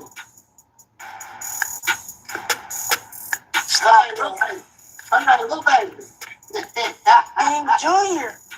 I'm not a little baby. Instead of telling this kid, like, yo, that's puppy love, short. Like, yo, you ain't in love for real. Like, yo, like, yo, that's what I'm saying. Like, they're not teaching short. They just setting them up for failure. They'll say, you in love, Ken? You getting all my... Yo, this boy's 11. It's probably his first girlfriend. Who knows? I ain't no telling how fast he been moving. But even at any rate, let him know the real instead of pumping his head up full of fucking Kool-Aid. I see you. Yeah. My baby, I done found you like, they got me one. I don't know what he is. He a scammer. That is dope. Y'all just hit me, bro. Just call me and get He from Memphis. What you say? What you say? King has to go to school tomorrow. Let's get that understood. For you haters who don't think King in school. Yeah, my boy straight A student. You dig what I'm saying? Screaming for him drinking it. Screaming for that. That was zesty. Yeah. Nah, hit your new dance form. Hit your new dance form that you gonna drop. Yeah, show him. Yeah. I do how you can do it. Laugh with it. Damn, nah, that's zesty. Anything I do is zesty. Get that zesty. I don't want to be zesty right now. Everything I do, I'm saying richer than a motherfucker though. They can't say that. Yo, why do everybody do that, yo? Everybody, like, yo, it's a lot of lanes with money, y'all. I'm tired of it.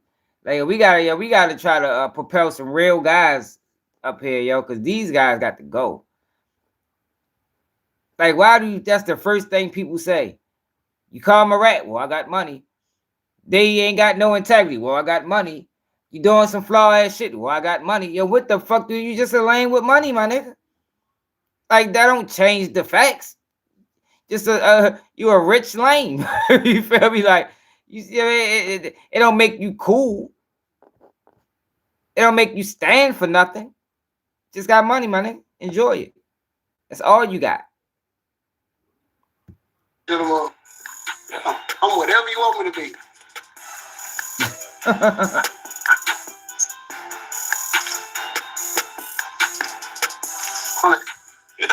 This nigga's wild. Get this nigga out my screen. So, King, I ain't look at this video, y'all, so I don't know what it is. But the title of it is King gets kicked out of Uber after impersonating driver. Look, see, still playing with grown folks. Still playing with grown folks. God dang. Hell no, don't turn it down. Just let him let the window down. Just let me let the window down. Please, my brother. I just want to let the window down. Turn left, bro. You're supposed to turn you're supposed to turn left. What you trying to... What you doing? Huh? No. No, sir, we playing. Go, sir, go. Go, sir. I pay you. We'll pay you extra, sir. Don't do us like this. He pitting us out the car on live. Sir, don't do us like this. Sir, don't do us like this. Sir, don't pit us out, sir. Come on, sir. Don't do that. Don't cancel it. Don't cancel it. Don't cancel it, sir. Don't cancel, sir. Don't cancel, sir. Don't cancel, dog. Don't do us like that. Get a new Uber, bro. Why you making us get out? No, he didn't kick him out. That's what I would have said. Like, yo, if he was in the back of, if I was doing Uber, he was in the back of my car talking to me like we his age, I'd be like, yo, you got to get this little nigga, man. Like, seriously, like, get Shorty under control. But we ain't doing this. You taking us somewhere that we don't know where we're going. Bro, why is you trying? You already know, Hot Mo. You know how that go. What you especially in Memphis. He go back to Memphis. He go out there thinking he gonna be Big Doug and them young kids that's really outside. He been missing for years, at least 2 years. He been MIA. You go back there thinking you gonna be, oh, I'm king, I'm outside. Man, them little boys trying to get a name. We ain't even did nothing. Hey, don't touch me. Don't touch me. Don't touch me. Don't put your hands on me. Don't put your hands on me. Don't ever touch me a day in your life. What's wrong with him, dog? He putting his hands on me, dog. What they got? Hey, touch me again, bro. Bro, he tweaking, dog. Hey, go back and get my kidney. Hey, go get my kidney. Hey, big homie, I can let the window down. This shit's sad. I think, like I told y'all, I think this is gonna be the first time we ever seen some shit like this. Like, where everybody, you know, we typically see this type of shit in the neighborhood all the time, where you see kids that's at risk just based off their parents. You know that these kids are gonna have a hard way to go. I think this is the first time the internet is gonna see this shit in real time, where right, exactly. You know it's a train wreck. And we just watching the train till that bitch crash. Yeah, he's a kid. And they need to start treating him like a kid.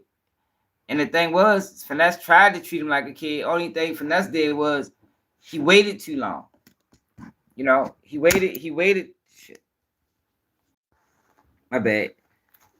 Finesse waited too long, man. He supposed to brought him in under a certain type of guidance, under a certain type of rule, under certain regulations. But he didn't. And he explained why he didn't. So, like I said, I gotta give him that respect.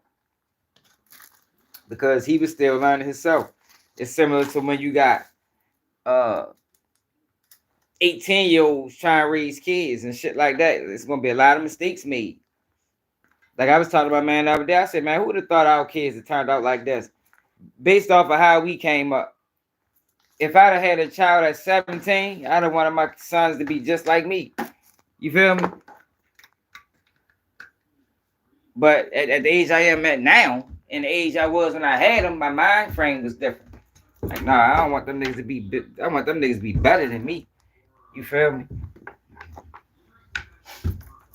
I was getting in fights and shit in elementary school and middle school, and I ain't nothing. I don't think my kids ever had a fight other than with each other. Yeah, man.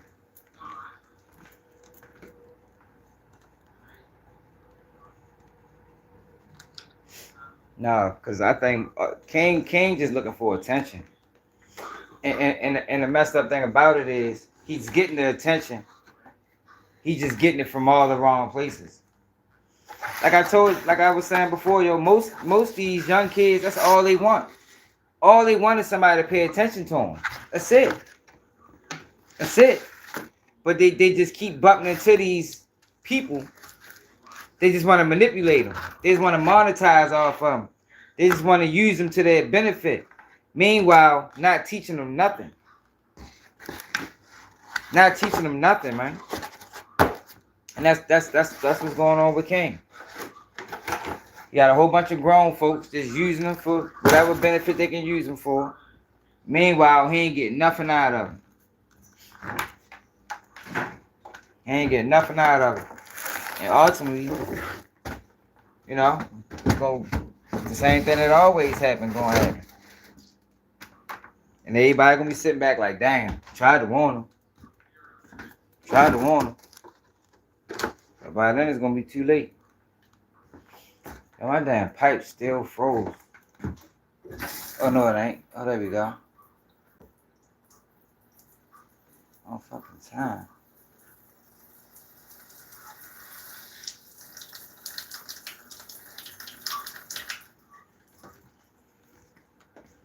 It said that society will let this child crash out on the internet for the world to see.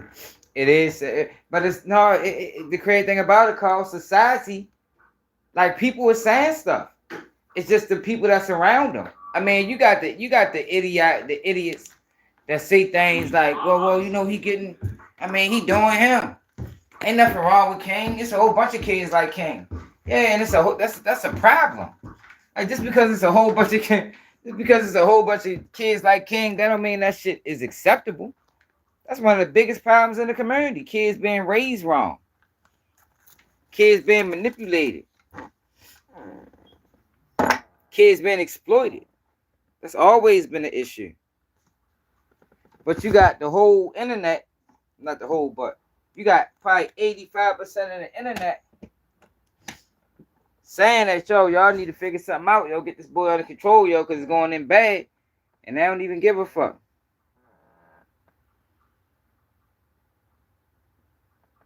I remember that.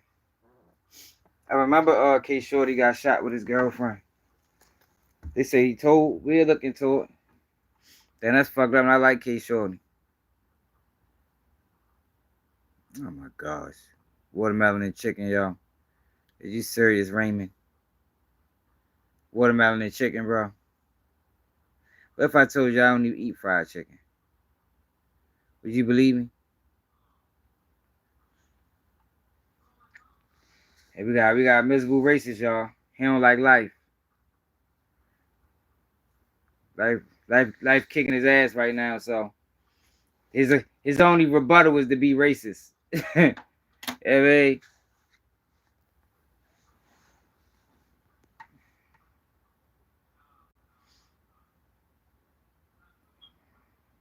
damn, man, that's fucked up. Damn, K Shorty. K Shorty went outside. We're gonna look into it. Would he snitch to recanted his statement? Cause he ain't testify on nobody. So would he snitched and recanted? I remember that the interrogation footage that came out, he ain't do no telling, but that was the second case. Come on, that's the all right. Okay. Yeah, okay. Yeah, well, shit, well, if he told, he told. Damn, sure, that's fucked up. Like K Shorty too. It is what it is.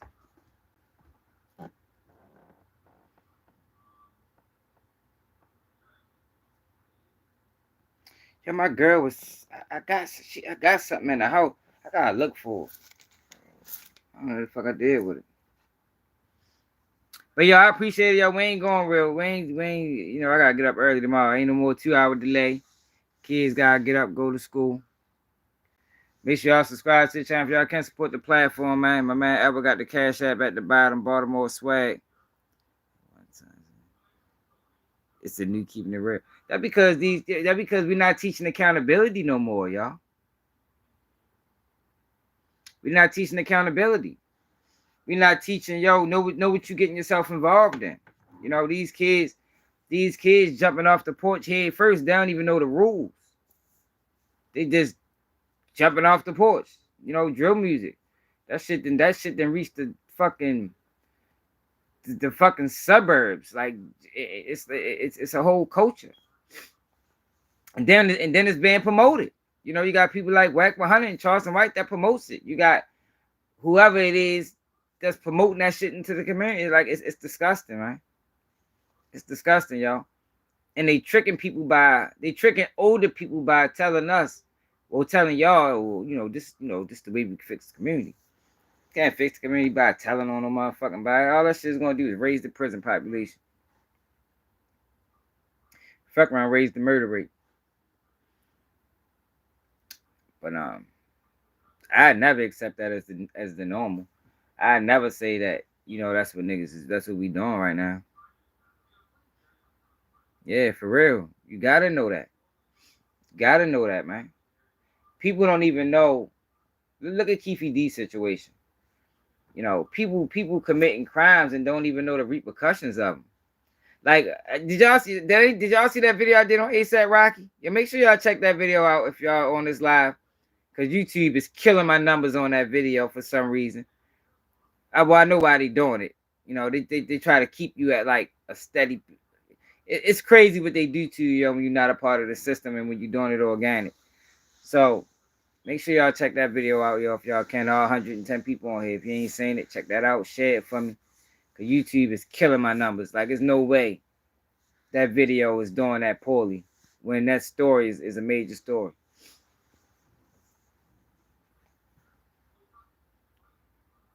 Yeah, I can't believe he denied that. Yeah, I talked about it. Man, how? Yeah, he should have took that 6 months. Why wouldn't you take the 6 months? Only way I can see him not taking the 6 months is if he made a deal with the dude that's telling. That's the only way. Like, how don't you take the 6 months? You facing what they was talking about, 12 years or 20 years? Like, are you really willing?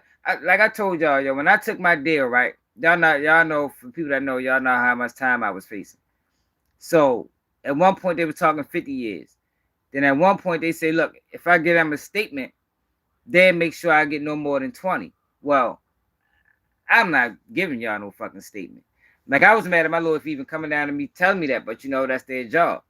So when the 10-year suspended sentence came out, I wasn't trying to take that either. So the way my lawyer put it to me was like this. This was his exact words. He told me the deal. I'm like, yo, so what you think? What you think I should do? He's like, man, look. If they was talking 20 years, he said I would say fight it. He said if they was talking 15 years, I would say fight it. He said, man, but look, they talking 10 years, man. They talking 10 years with 5 suspended. He said, man, I would take that. So I would take that. And I thought about it, because, yo, you can crap out rolling them dice. Like you rolling them dice is tricky. And a lot of people look at it like, well, if they're talking 5 months, that mean they don't got nothing, which is true in most cases. But that still don't mean they can't find you guilty. Cause I didn't seen people blow trial, man. Like I didn't seen people getting my man, one of my homeboys. They offered him 18 months. He ain't take it. Went to court, got 7 years. Mad as a bitch. Like I didn't seen it too many times. You talking about 6 months? Yo, you can't do 6 months, bro? That might come back. What people were saying in the comments. Tory Lanez. They tried to offer Tory Lanez a deal. He turned it down, got a 10-piece. Like sometimes it's just not worth it. Now I know you don't really, them charges on your record will fuck you over. So I get it. But is it worth it? Is it worth the gamble? Is it worth the risk? And a lot of times when you look at it, it don't be worth the risk. Hey, my boy is serious, yo. Hold on.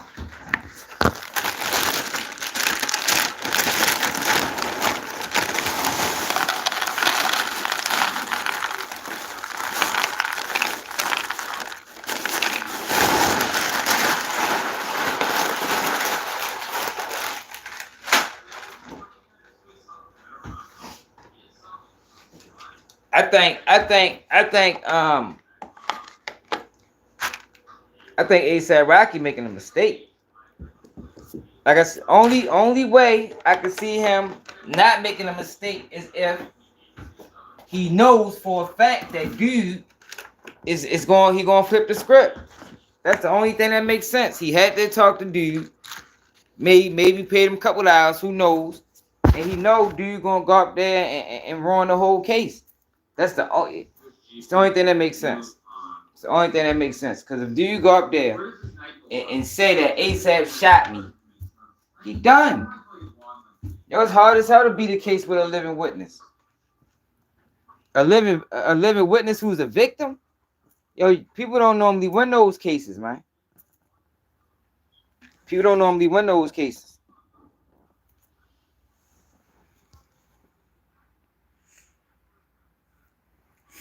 Yo, can we get to 100 likes, y'all, before we end the live? We need 6-7 more likes. Exactly, Hot Mo. You gotta know when to hold them, when to fold them. I'm telling you, you can roll those dice, and you can roll a 7 on a come out, or you can roll those dice and you can roll a 2. I mean, you can roll a 3. It's a couple different things you can roll, man, and that crap out can be a bitch. That crap out can be a motherfucker, man. Next thing you know, now you in that bitch mad as a motherfucker because they offered you 5 months. Now you got 10 years. What? I mean, it's his life. It's his life. And the judge made it very clear that you're not going to get treated any different. The judge made it very clear what the other side would look like if he was to get found guilty. And he said, I don't want the 5 months. It's a 7-year suspended sentence. What was it? 52 weeks of community service, or no, 52 weeks of anger management. Probably like shit. I'd have took that. Cause you talking about 6 months, he probably do if in here in California. So he probably do like 4 months and some change, maybe. Come home. I don't know. People crazy though, man. Yeah, cause they ain't. Once you go to trial, once you blow trial, they gotta. It's like they don't have to give you the max, but majority of the time they give you the max because it costs to go to trial. Trial I think trial in America like $250,000, and that's for a trial that's only gonna last a couple days. $250,000. So you gotta pay the jurors. Everybody gotta get paid. And you wasted our time when we just tried to give you 5 months. So we're gonna see the YouTuber Megan Knuff, who came out of nowhere she the one streaming it. I don't even know how she's streaming it, but she the one streaming it. Law and Crime Network probably gonna hop on eventually. They probably all work for the same agency for real. And man, she probably work for Law and Crime Network on the low. Who the fuck knows? I know she came out of nowhere. And got a whole lot of revenue during that YSL trial. If he get a year in Cali, you do 9 months. So he will have. Say if you get a year in Cali, been out in like 3. Oh, okay. So if he got 6 months, then how much time he would do? County jail though, not state. It wasn't state time. It was county jail time.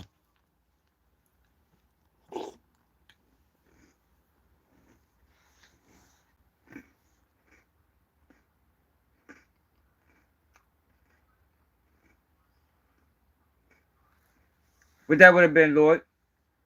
6 months. 6 months state county jail time. Man, he tripping. I'd have took that. He'd have been home by summer. Yeah, I know in Maryland County Jail, you're gonna get Now I got some cereal. County Jail, you're gonna get if you do jail time, you're gonna do 4 months on 6. Man, he tripping. He been home beginning of summer. Back like I never left. But we'll see. But y'all make sure y'all check that video out if y'all haven't checked it out. Make sure y'all subscribe to the channel. Y'all know we go live every day at 11 p.m. Eastern time. Every day, Monday through Sunday. We sometimes try to get a live in, throughout the day. But I appreciate everybody that's rocking out. It's another day of KBG News, and I'm out.